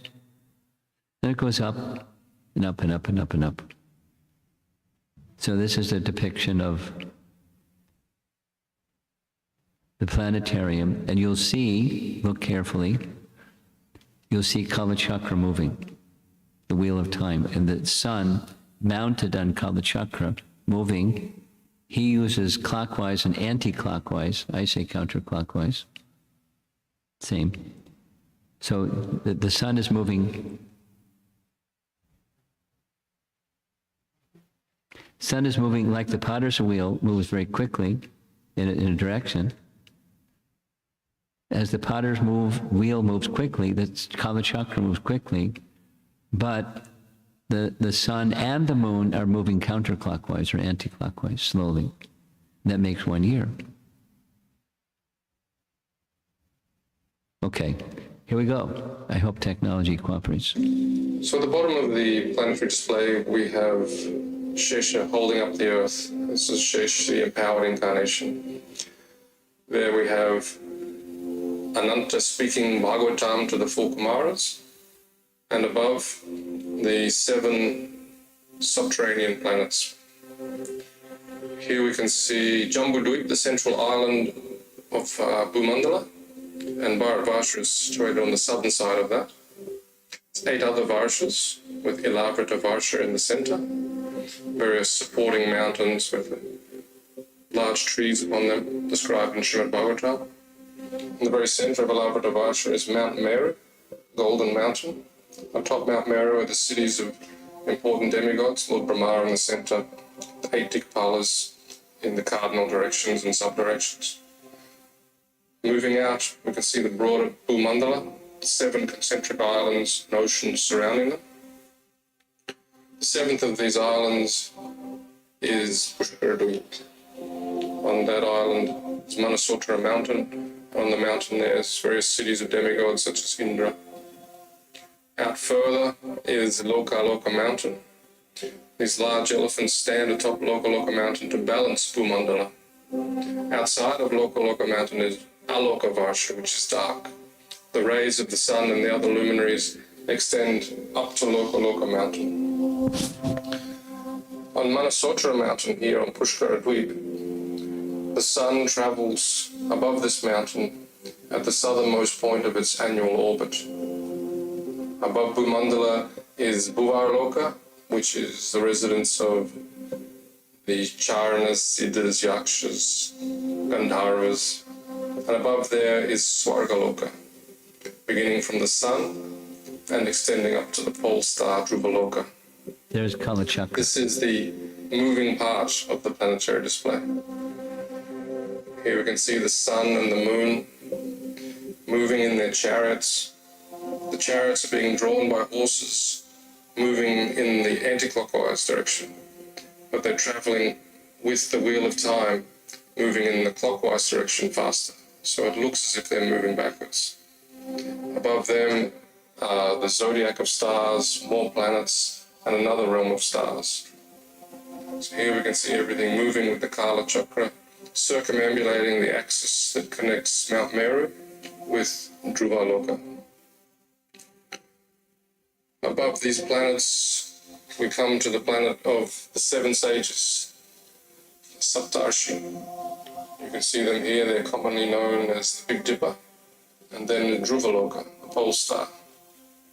On the ocean of milk situated there, Kshirodakshaya Vishnu, who is the Paramatma within everyone's heart. He resides on Anantashesh.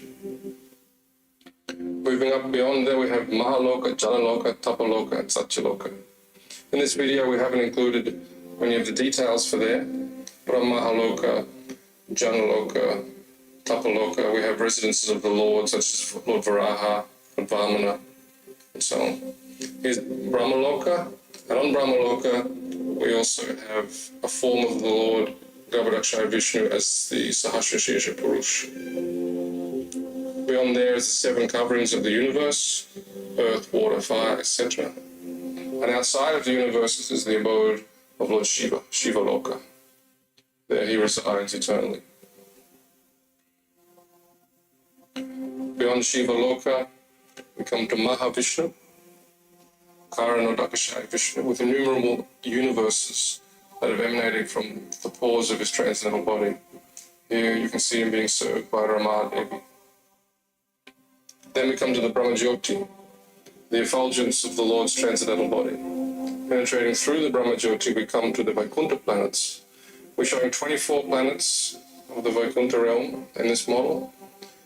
The Lord with 4 arms is holding the conch, disc, club, and lotus, and the various combinations of those 4 make 24.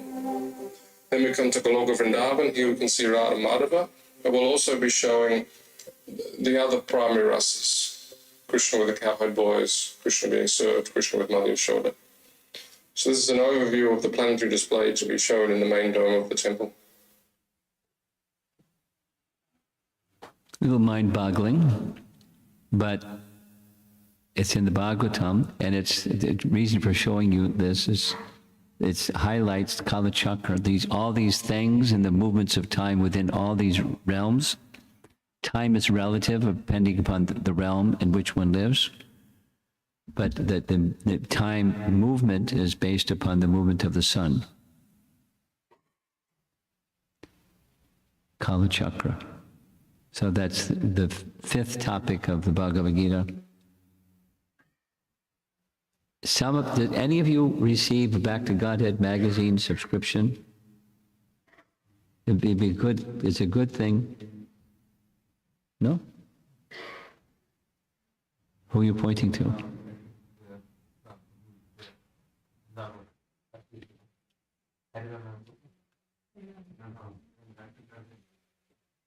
Does anyone have a Back to Godhead subscription? Okay. One of the articles in this next Back to Godhead issue is from Canto 3, Chapter 11, about time, where in Canto 3, Chapter 11, it describes the movement of the sun crossing an atom, and then so many atoms and different units of time, and it goes to the whole creation. Very interesting. And a devotee wrote an article for Back to Godhead. It's being published in this next issue. Atomic clocks and time dilation, in case you like science. That's the graphic for that article, and they probably at some point in time, if I don't know when, they'll have it available online. If you're interested, you can read it. I know the author of that article.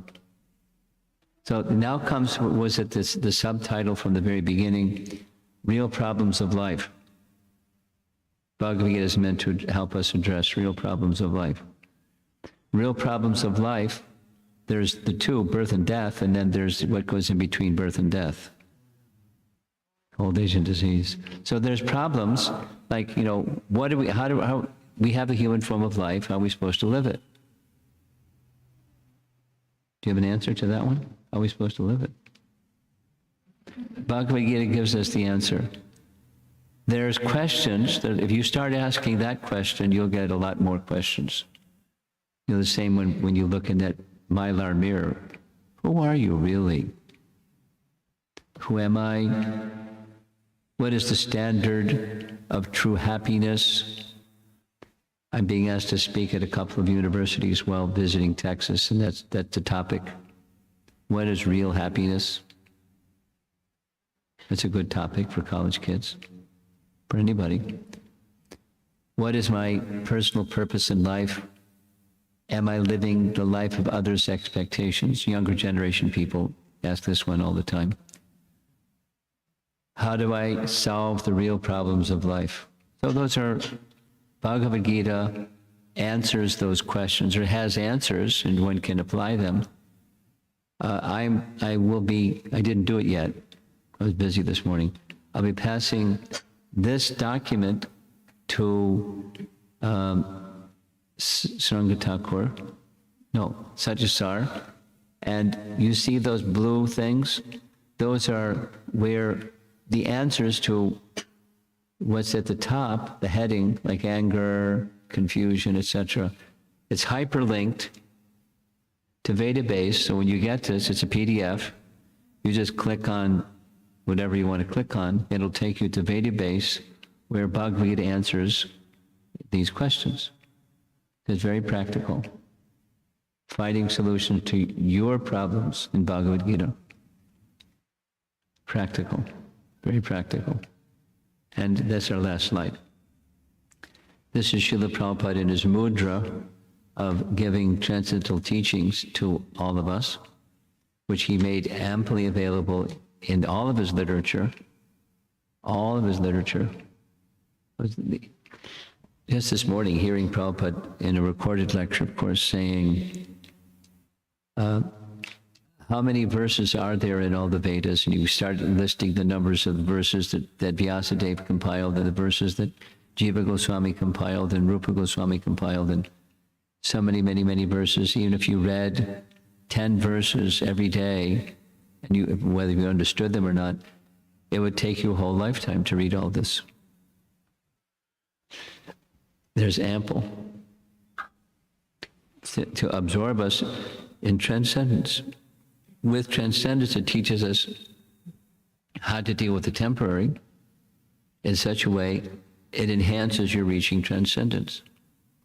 That's our human form of life. That's the purpose.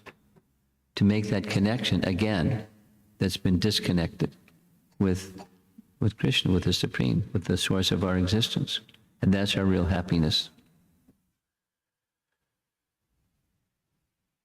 So I was asked to speak something on Bhagavad Gita. I thought this would be nice.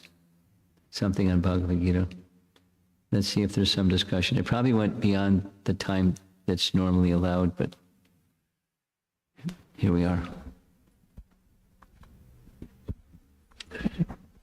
Hare Krishna, it's a beautiful, beautiful topic. And again, I enjoy so much your explanation. Thank you for that. So I have a question. Adam, we know nowadays scientists keep dividing whatever the smallest part they found so far, and they find more and more, right? Anytime they break the smallest part found as yesterday, they found something in it. How Adam, the explanation, it defined in Bhagavad Gita or Vedas? How is an atom defined? What is the smallest part? How? If I get permission from the person that wrote this article, I can send you a copy of their article. I'm sure they define it, but most likely also you have Bhagavatam, Canto 3, Chapter 11, likely to define it there. So that's, I'm not just, taking the easy way out. It's, it's defined as the smallest unit. Now, the unit can have subunits, but the smallest unit of matter is an atom. It's a simple definition. And there's subparts to make that smallest unit, just like a house. It's, somebody has an apartment, they call it a unit. It's got a bathroom, it's got a kitchen, it's got a, but it's a unit in an apartment. So that's that's very simple. My understanding of very simple definitions, the smallest unit of matter.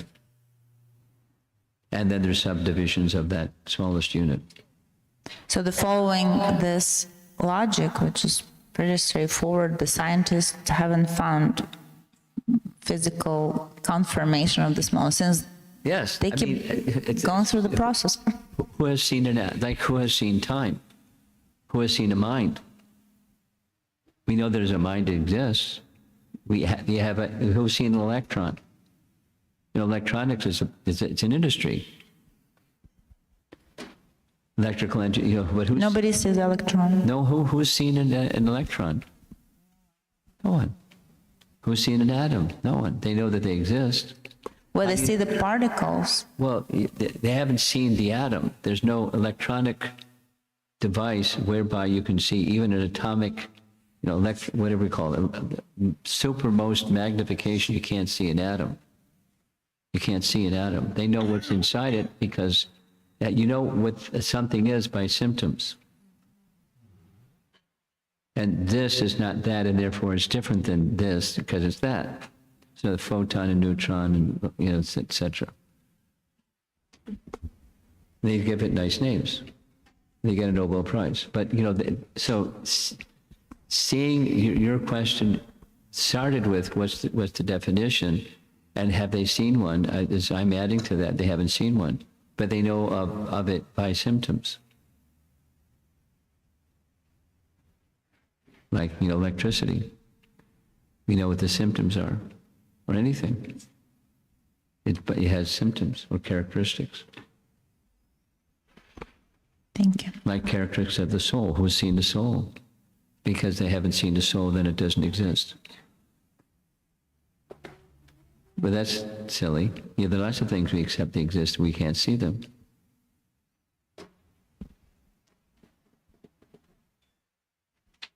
Others? Anyone else want to contribute to this? Hare Krishna Maharaj. Please forgive my ignorance. Just a confusion and want to, yeah.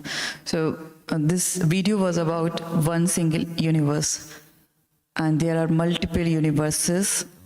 And so in this video, according to this video, Golok Vrindavan is situated right above, right? So how do I understand, like, multiple universes, Golok Vrindavan? Where are all these multiple universes? Are these in the same dimension, or No. And so Golok Vrindavan is on the top, and yeah, how to understand that? Okay. Thank you for that nice question.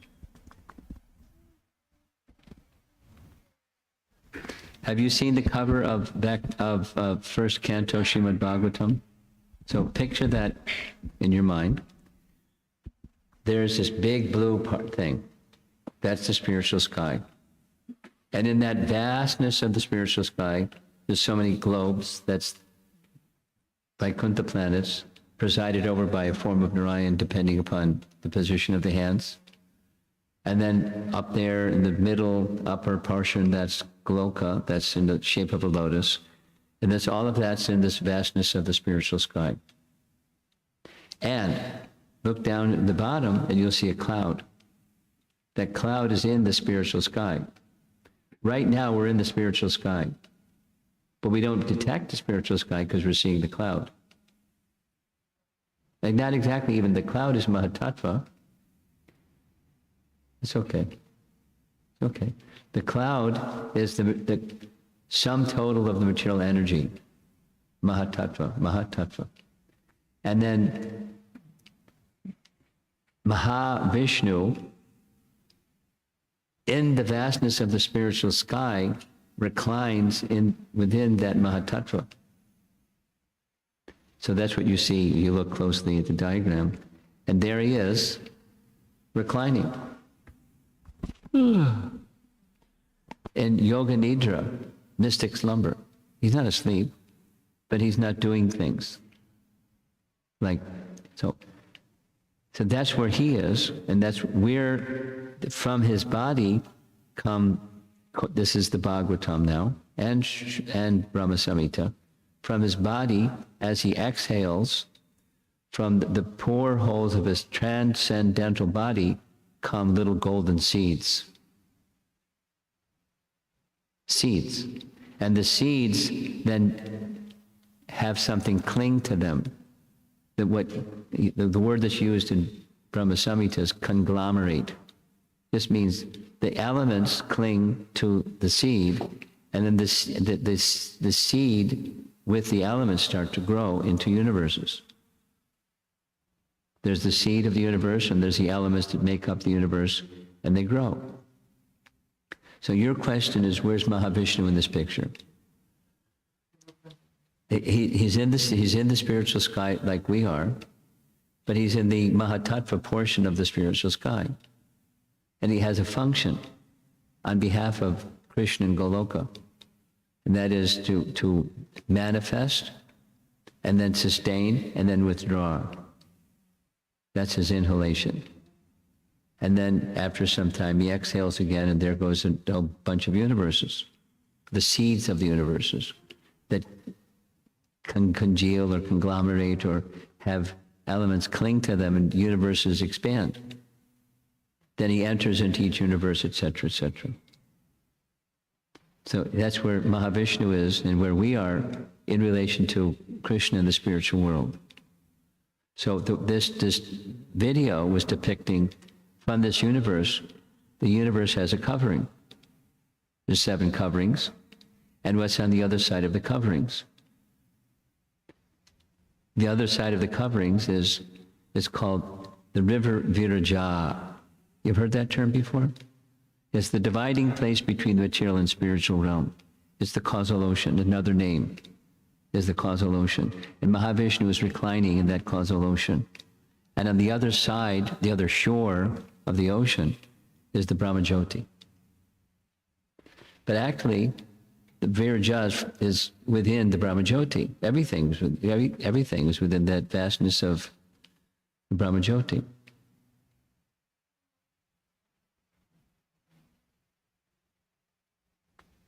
It's a lovely picture.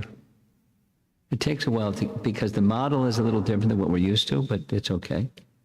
Hear it again and hear it again and hear it again, and it starts to get, oh, that's what it is.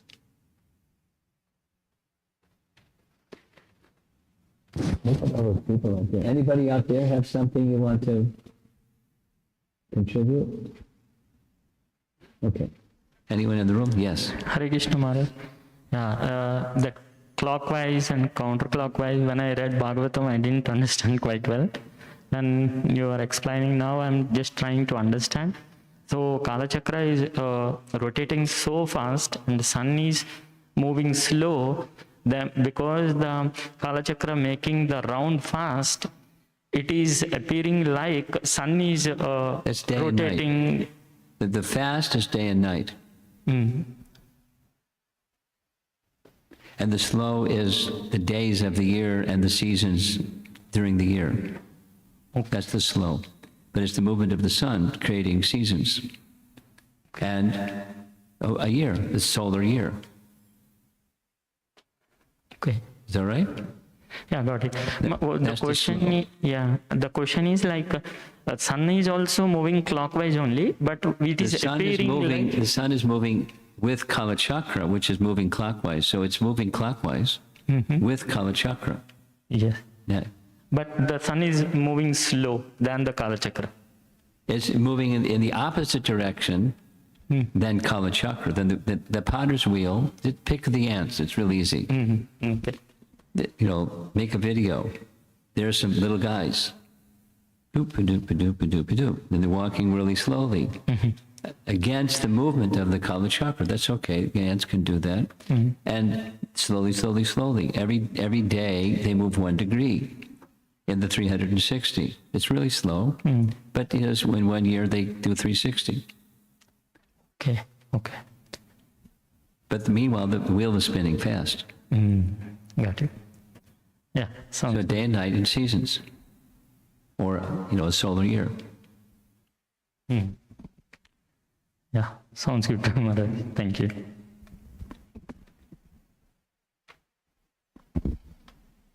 Hare Krishna Maharaj, please accept my humble obeisances. Interesting. Maharaj, that out of body experience you said, how did the soul see? Because there is no eyes or hear the dialogues. There's no gross senses, but there's subtle senses.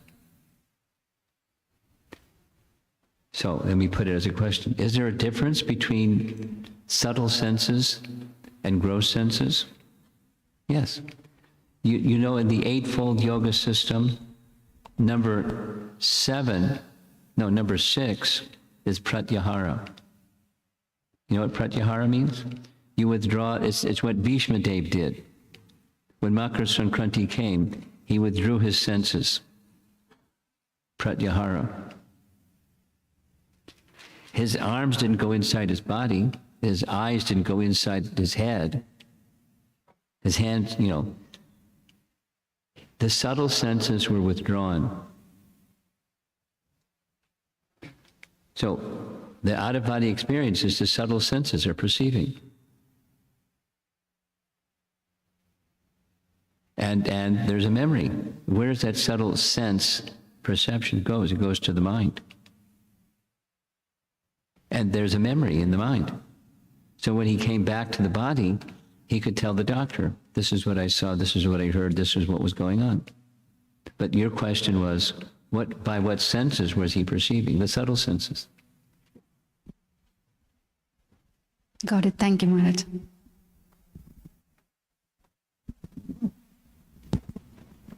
Anybody else? We're done. Oh, yeah. One.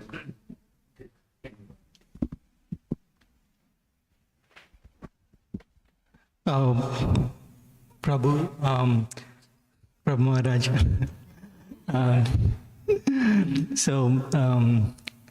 I was watching videos of Srila Prabhupada lately, and Prabhu said you are his guru.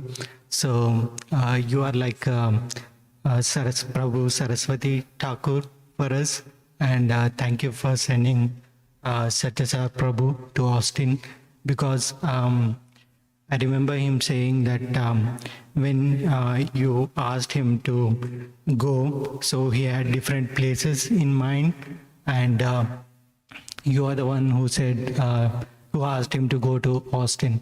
So thanks a lot for sending him to Austin. And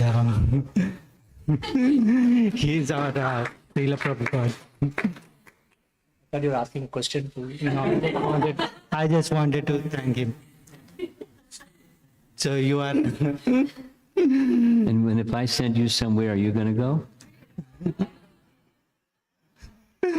I feel I'm not ready yet, I'm but not ready yeah, yet. definitely. And I don't think I would send you anywhere either. Thanks for sending. Thank you. He was ready. It's like a mango that's ripe on the tree. It's no problem. You have something further? Srila Prabhupada ki. Yeah. A quick thank you note, a very short thank you note because of the time constraint. I would like to request Keith Prabhu to give a small thank you note. What's this? Just. Oh, okay. So as always, Maharaj, thank you for your association and your masterful teaching. And obviously the beautiful way that you broke down all of the subjects of the Bhagavad Gita, just the 5 subjects, and kind of digging into them. I think the one that stands out to me personally is us actually understanding that we're not this body, and understanding that we need to actually dig in and really kind of go beyond our understanding of what we're dealing with when it comes to our spiritual growth.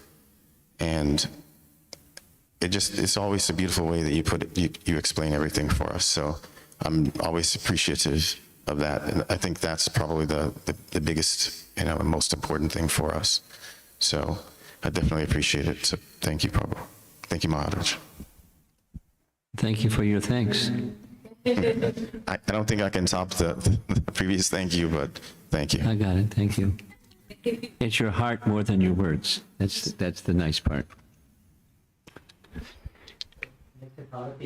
Okay. Yeah, we'll skip this.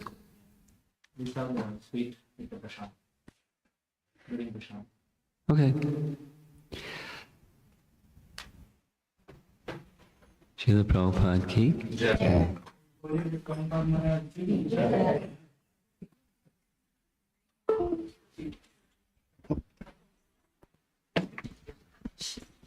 Devotees, kindly move on to temple room. We'll have Aarti there. Come on.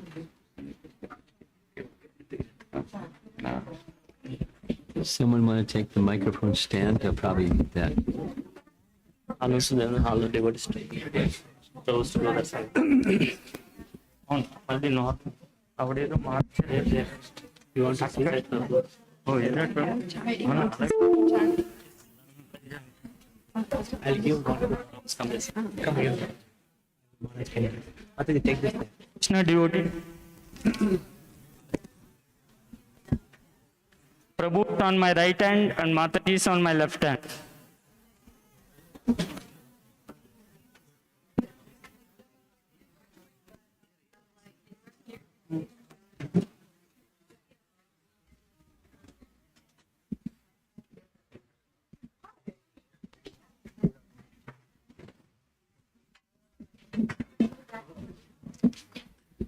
అమ్మ కూర్చుంటే ఇక్కడ కూర్చో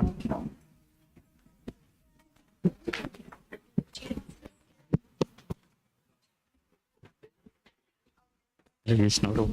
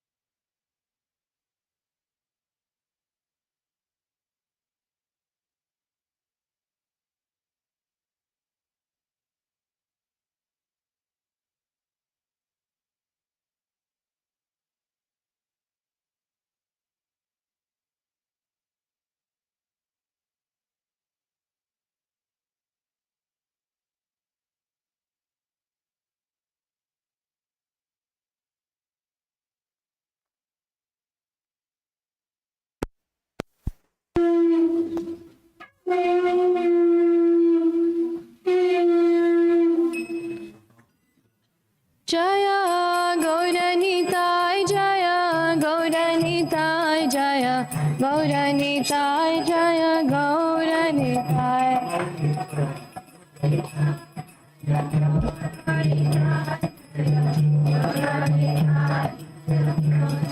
Jaya Gauranitai Jaya Gauranitai Jaya Gauranitai Jaya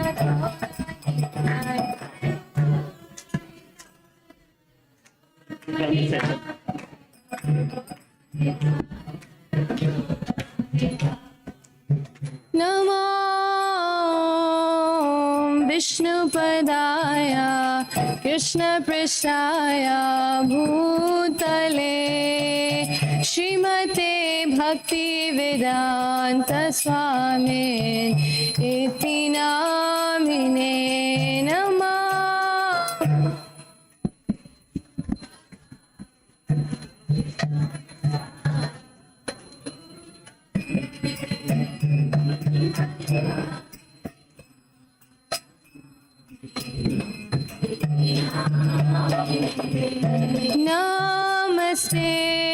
Saraswati देवे गौरवाणी प्रचारिणे निर्विशेषा शून्यवादी पश्यत्य देशतारिणे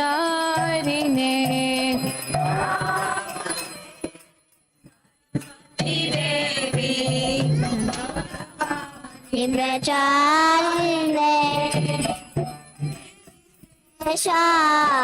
शास्त्रवादी पाशता देशतारि जय श्री कृष्ण चैतन्य प्रभु नित्यानंद श्री अद्वैता गदाधर श्रीवासादि गौर भक्तवृंदा श्री कृष्ण चैतन्य प्रभु नित्यानंद श्री अद्वैता गदाधर शिवासादि गौर भक्तवृंदा Hare Krishna,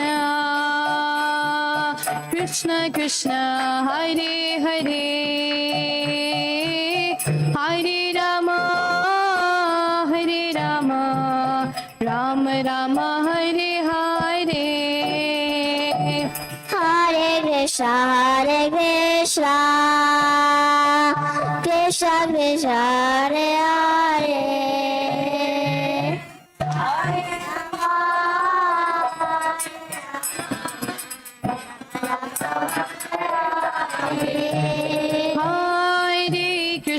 Hare Krishna, Krishna Krishna, Hare Hare, Hare Rama, Rama Rama, Hare Hare. Hare Krishna, Krishna Krishna, Hare Hare. Hare Rama, Rama Rama, Hare Hare. Hare Krishna, Krishna Krishna, Hare Hare, Hare Rama, Rama Rama, Hare Hare. Hare Krishna, Krishna Krishna, Hare Hare.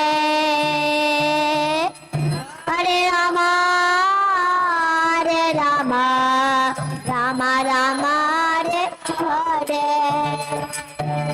Hare Krishna, Krishna Krishna, Hare Hare, Hare Rama, Rama Rama, Hare Hare. Hare Krishna, Krishna Krishna, Hare Hare. Hare Rama,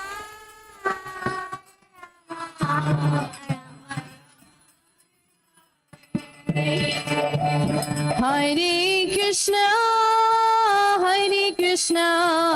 Krishna Krishna, Hare Hare, Hare Rama, Rama Rama, Hare Hare. Hare Krishna, Krishna Hare Hare. Hare Rama, Rama Hare Hare. Hare Krishna, Krishna Krishna, Hare Hare, Hare Rama, Rama Rama, Hare Hare. Hare Krishna, Krishna, Krishna Hare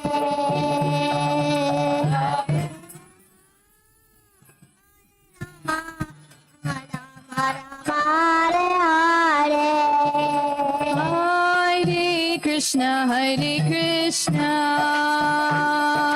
Krishna Krishna, Hare Hare, Hare Rama, Hare Rama, Rama Rama, Hare Hare, Hare Krishna, Krishna Krishna, Hare Rama, Hare Rama.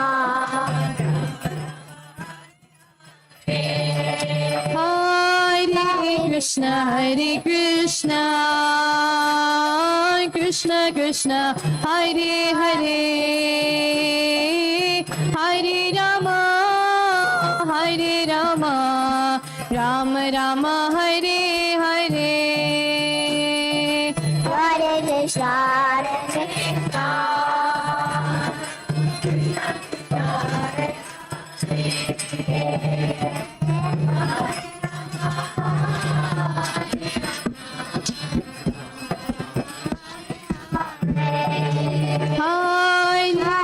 Hare Krishna, Krishna Krishna, Hare Hare, Hare Rama, Hare Rama, Rama Rama, Hare Hare. Hare Krishna, Krishna. Hare Hare, Hare Rama, Hare Rama, Rama Rama, Hare Hare Krishna, Krishna Krishna, Hare Hare, Hare Rama, Hare Rama, Rama Rama, Hare Hare. Hare Krishna, Krishna Krishna, Hare Hare, Hare Rama.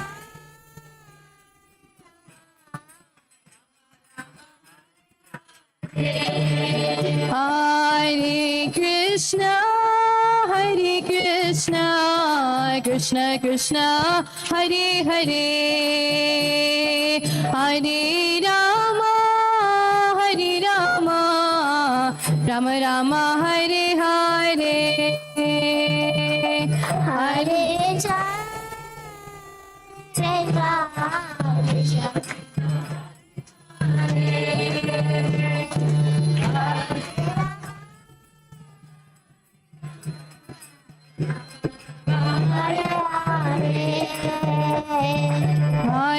Krishna, Krishna Hare Krishna, Krishna Krishna, Hare Hare, Hare Rama, Hare Rama, Rama Rama, Hare Hare. Hare Krishna, Hare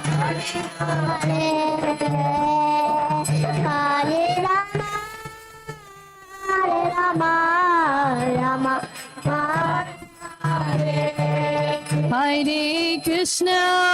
Hare Krishna, Krishna Krishna, Hare Hare, Hare Rama, Hare Rama, Rama Rama, Hare Hare.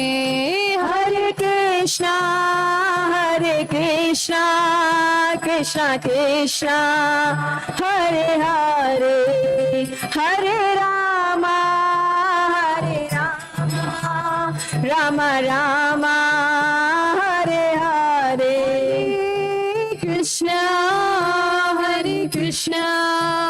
Krishna Krishna, Hare Hare, Hare Rama, Hare Rama, Rama Rama, Hare Hare. Hare Krishna, Hare Krishna, Krishna Krishna, Hare Hare, Hare Rama, Hare Rama, Rama Rama, Hare Hare.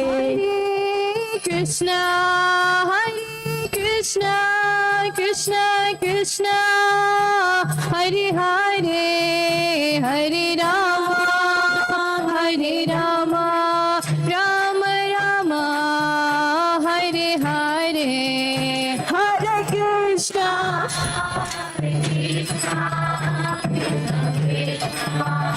Hare Hare, Hare Rama, Hare Rama, Rama Rama, Hare Hare. Hare Krishna,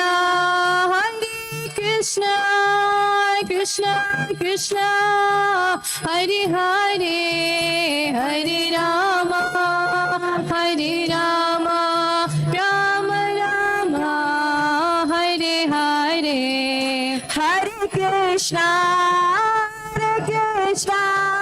Krishna Krishna, Hare Hare, Hare Rama, Hare Rama, Rama Rama, Hare Hare. Hare Krishna,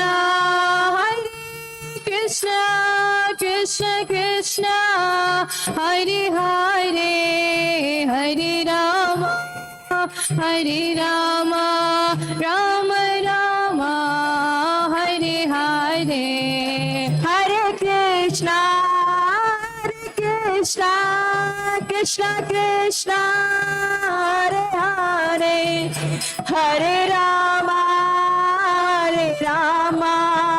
Rama Rama, Hare Hare Krishna, Krishna Krishna, Hare Hare, Hare Rama, Rama Rama, Hare Hare. Hare Krishna, Krishna Krishna, Hare Hare, Hare Rama, Ram Hare Hare. Krishna, Krishna Krishna, Hare Hare, Hare Rama, Rama Rama, Hare Hare. Hare Krishna, Krishna, Hare Hare, Hare Rama, Ram Hare Hare. Hare Krishna, Krishna Krishna, Hare Hare, Hare Rama, Rama Rama, Hare Hare. Hare Krishna, Krishna Krishna, Hare Hare, Hare Rama, Ram Hare Hare. Hare Krishna, Krishna Krishna, Hare Hare, Hare Rama, Rama Rama, Hare Hare. Hare Krishna, Krishna Krishna, Hare Hare, Hare Rama, Ram Rama, Hare Hare. Hare Krishna, Krishna Krishna, Hare Hare, Hare Rama, Rama Rama, Hare Hare. Hare Krishna, Krishna Krishna, Hare Hare, Hare Rama, Ram Hare Hare. Hare Krishna, Krishna Krishna, Hare Hare, Hare Rama, Rama Rama, Hare Hare. Hare Krishna, Krishna Krishna, Hare Hare, Hare Rama, Rama Rama, Hare Hare. Krishna, Krishna Krishna, Hare Hare, Hare Rama, Rama Rama, Hare Hare. Hare Krishna, Krishna Krishna, Hare Hare, Hare Rama, Ram Hare Hare.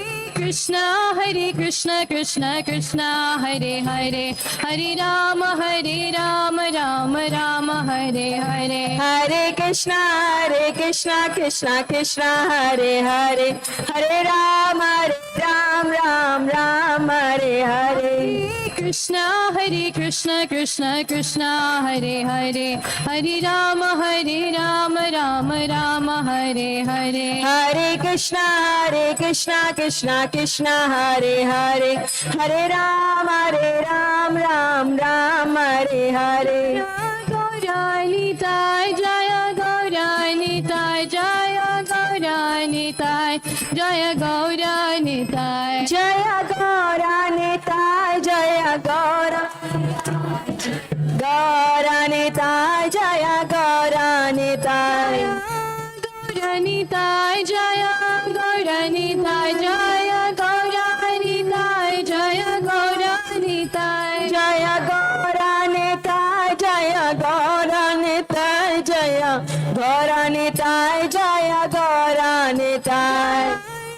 Radha Shyama Sundar, Radha Shyama Sundar, Radha Shyama Sundar Shri Radhe. Jaya Radha Shyama Sundar Jaya Radha Shyama Sundar, Radha Shyama Sundar Shri Radhe. Jaya Radha Shyama Sundar, Radha Shyama Sundar Shri Radhe. Jaya Jaya Prabhupada, Prabhupada, Jaya Jaya Prabhupada, Jaya Jaya Prabhupada, Prabhupada, Jaya Jaya Prabhupada, Prabhupada, Jaya Jaya Prabhupada, Jaya Jaya Prabhupada, Prabhupada, Jaya Jaya Prabhupada. हरे कृष्णा। जय ओम विष्णुपाद परमहंस परिव्राज का आचार्य अष्टोत्तर शत श्री श्रीमती ऐसी भक्ति वेदांत स्वामी महाराज प्रभुपाद की जय। जय ओम विष्णुपाद परमहंस परिव्राज का आचार्य अष्टोत्तर शत श्री श्रीमद भक्ति सिद्धांत सरस्वती गोस्वामी महाराज प्रभुपाद की जय। अनंत कोटि वैष्णव वृंद की जय। नामाचार्य श्री हरिदास ठाकुर की जय। इस्कॉन फाउंडर आचार्य श्री प्रभुपाद की जय। प्रेम से कहो श्री कृष्ण चैतन्य प्रभु नित्यानंद श्री अद्वैत गदाधर श्रीवासादि गौर भक्तवृंद की जय। श्री श्री राधा कृष्ण गोप गोपीनाथ श्यामकुंड राधा कुंड गिरि गोवर्धन की जय। श्री वृंदावन धाम की जय। मायापुर धाम की जय। जगन्नाथपुरी धाम की जय। गंगामयी यमुनामयी की जय। भक्ति देवी तुलसी देवी की जय। श्री हरिनाम संकीर्तन की जय। बृहद मृदंगा की जय। All glories to assembly, all glories to assembly, all glories to assembly, all glories to Shri Guru and Shri Gauranga, all glories to Srila Prabhupada की जय। Now we do Narasimha Arati.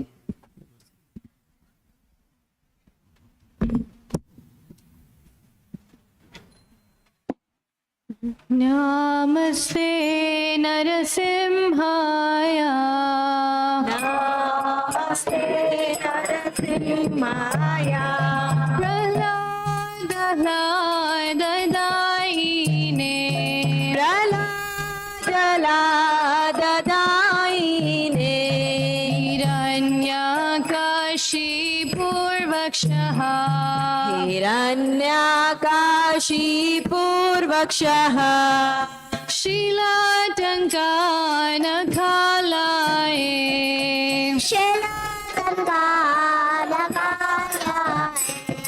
Ito Narasimha, Parato Narasimha,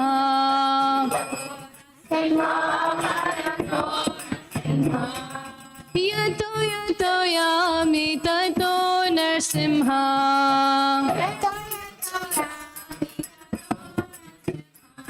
Bahir Narasimha, Hridaye Narasimha,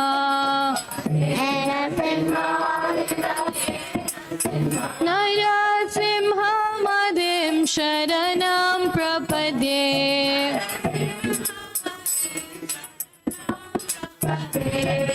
Tava Kara Kamalavari Nakham Adbhuta Shringam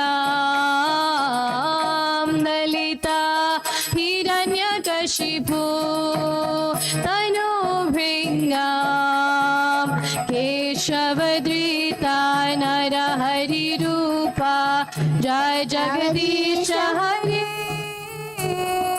Jaya Jagadisha Hare, Jaya Jagadisha Hare, Tava Kabala Naka Adbhuta Shringa Dalita Hiranyakashipu Shivu, Tanu Brahma, Keshava Sita, Hari Rupa, Jagadish Hare, Jagadish Hare, Jagadish Hare. केशवदीता Narhari रूपा जय जगदीश हरे जय जगदीश हरे जय जगदीश हरे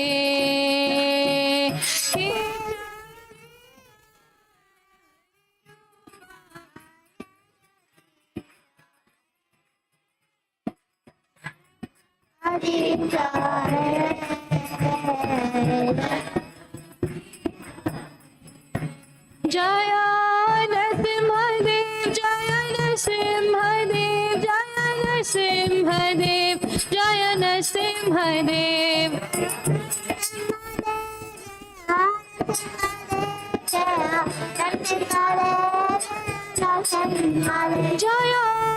जय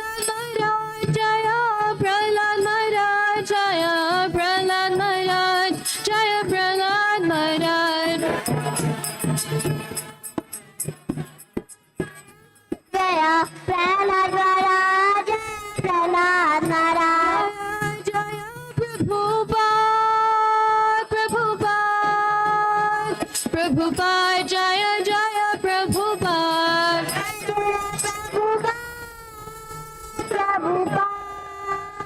Prabhupada, Jaya Jaya Prabhupada.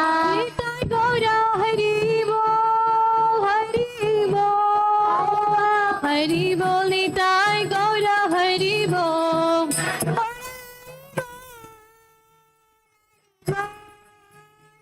Hari Bol, Hari Bol. Narasimhadeva भगवान की जय, प्रहलाद महाराज की जय, निताय गौर प्रेमानंदे, हरि हरि।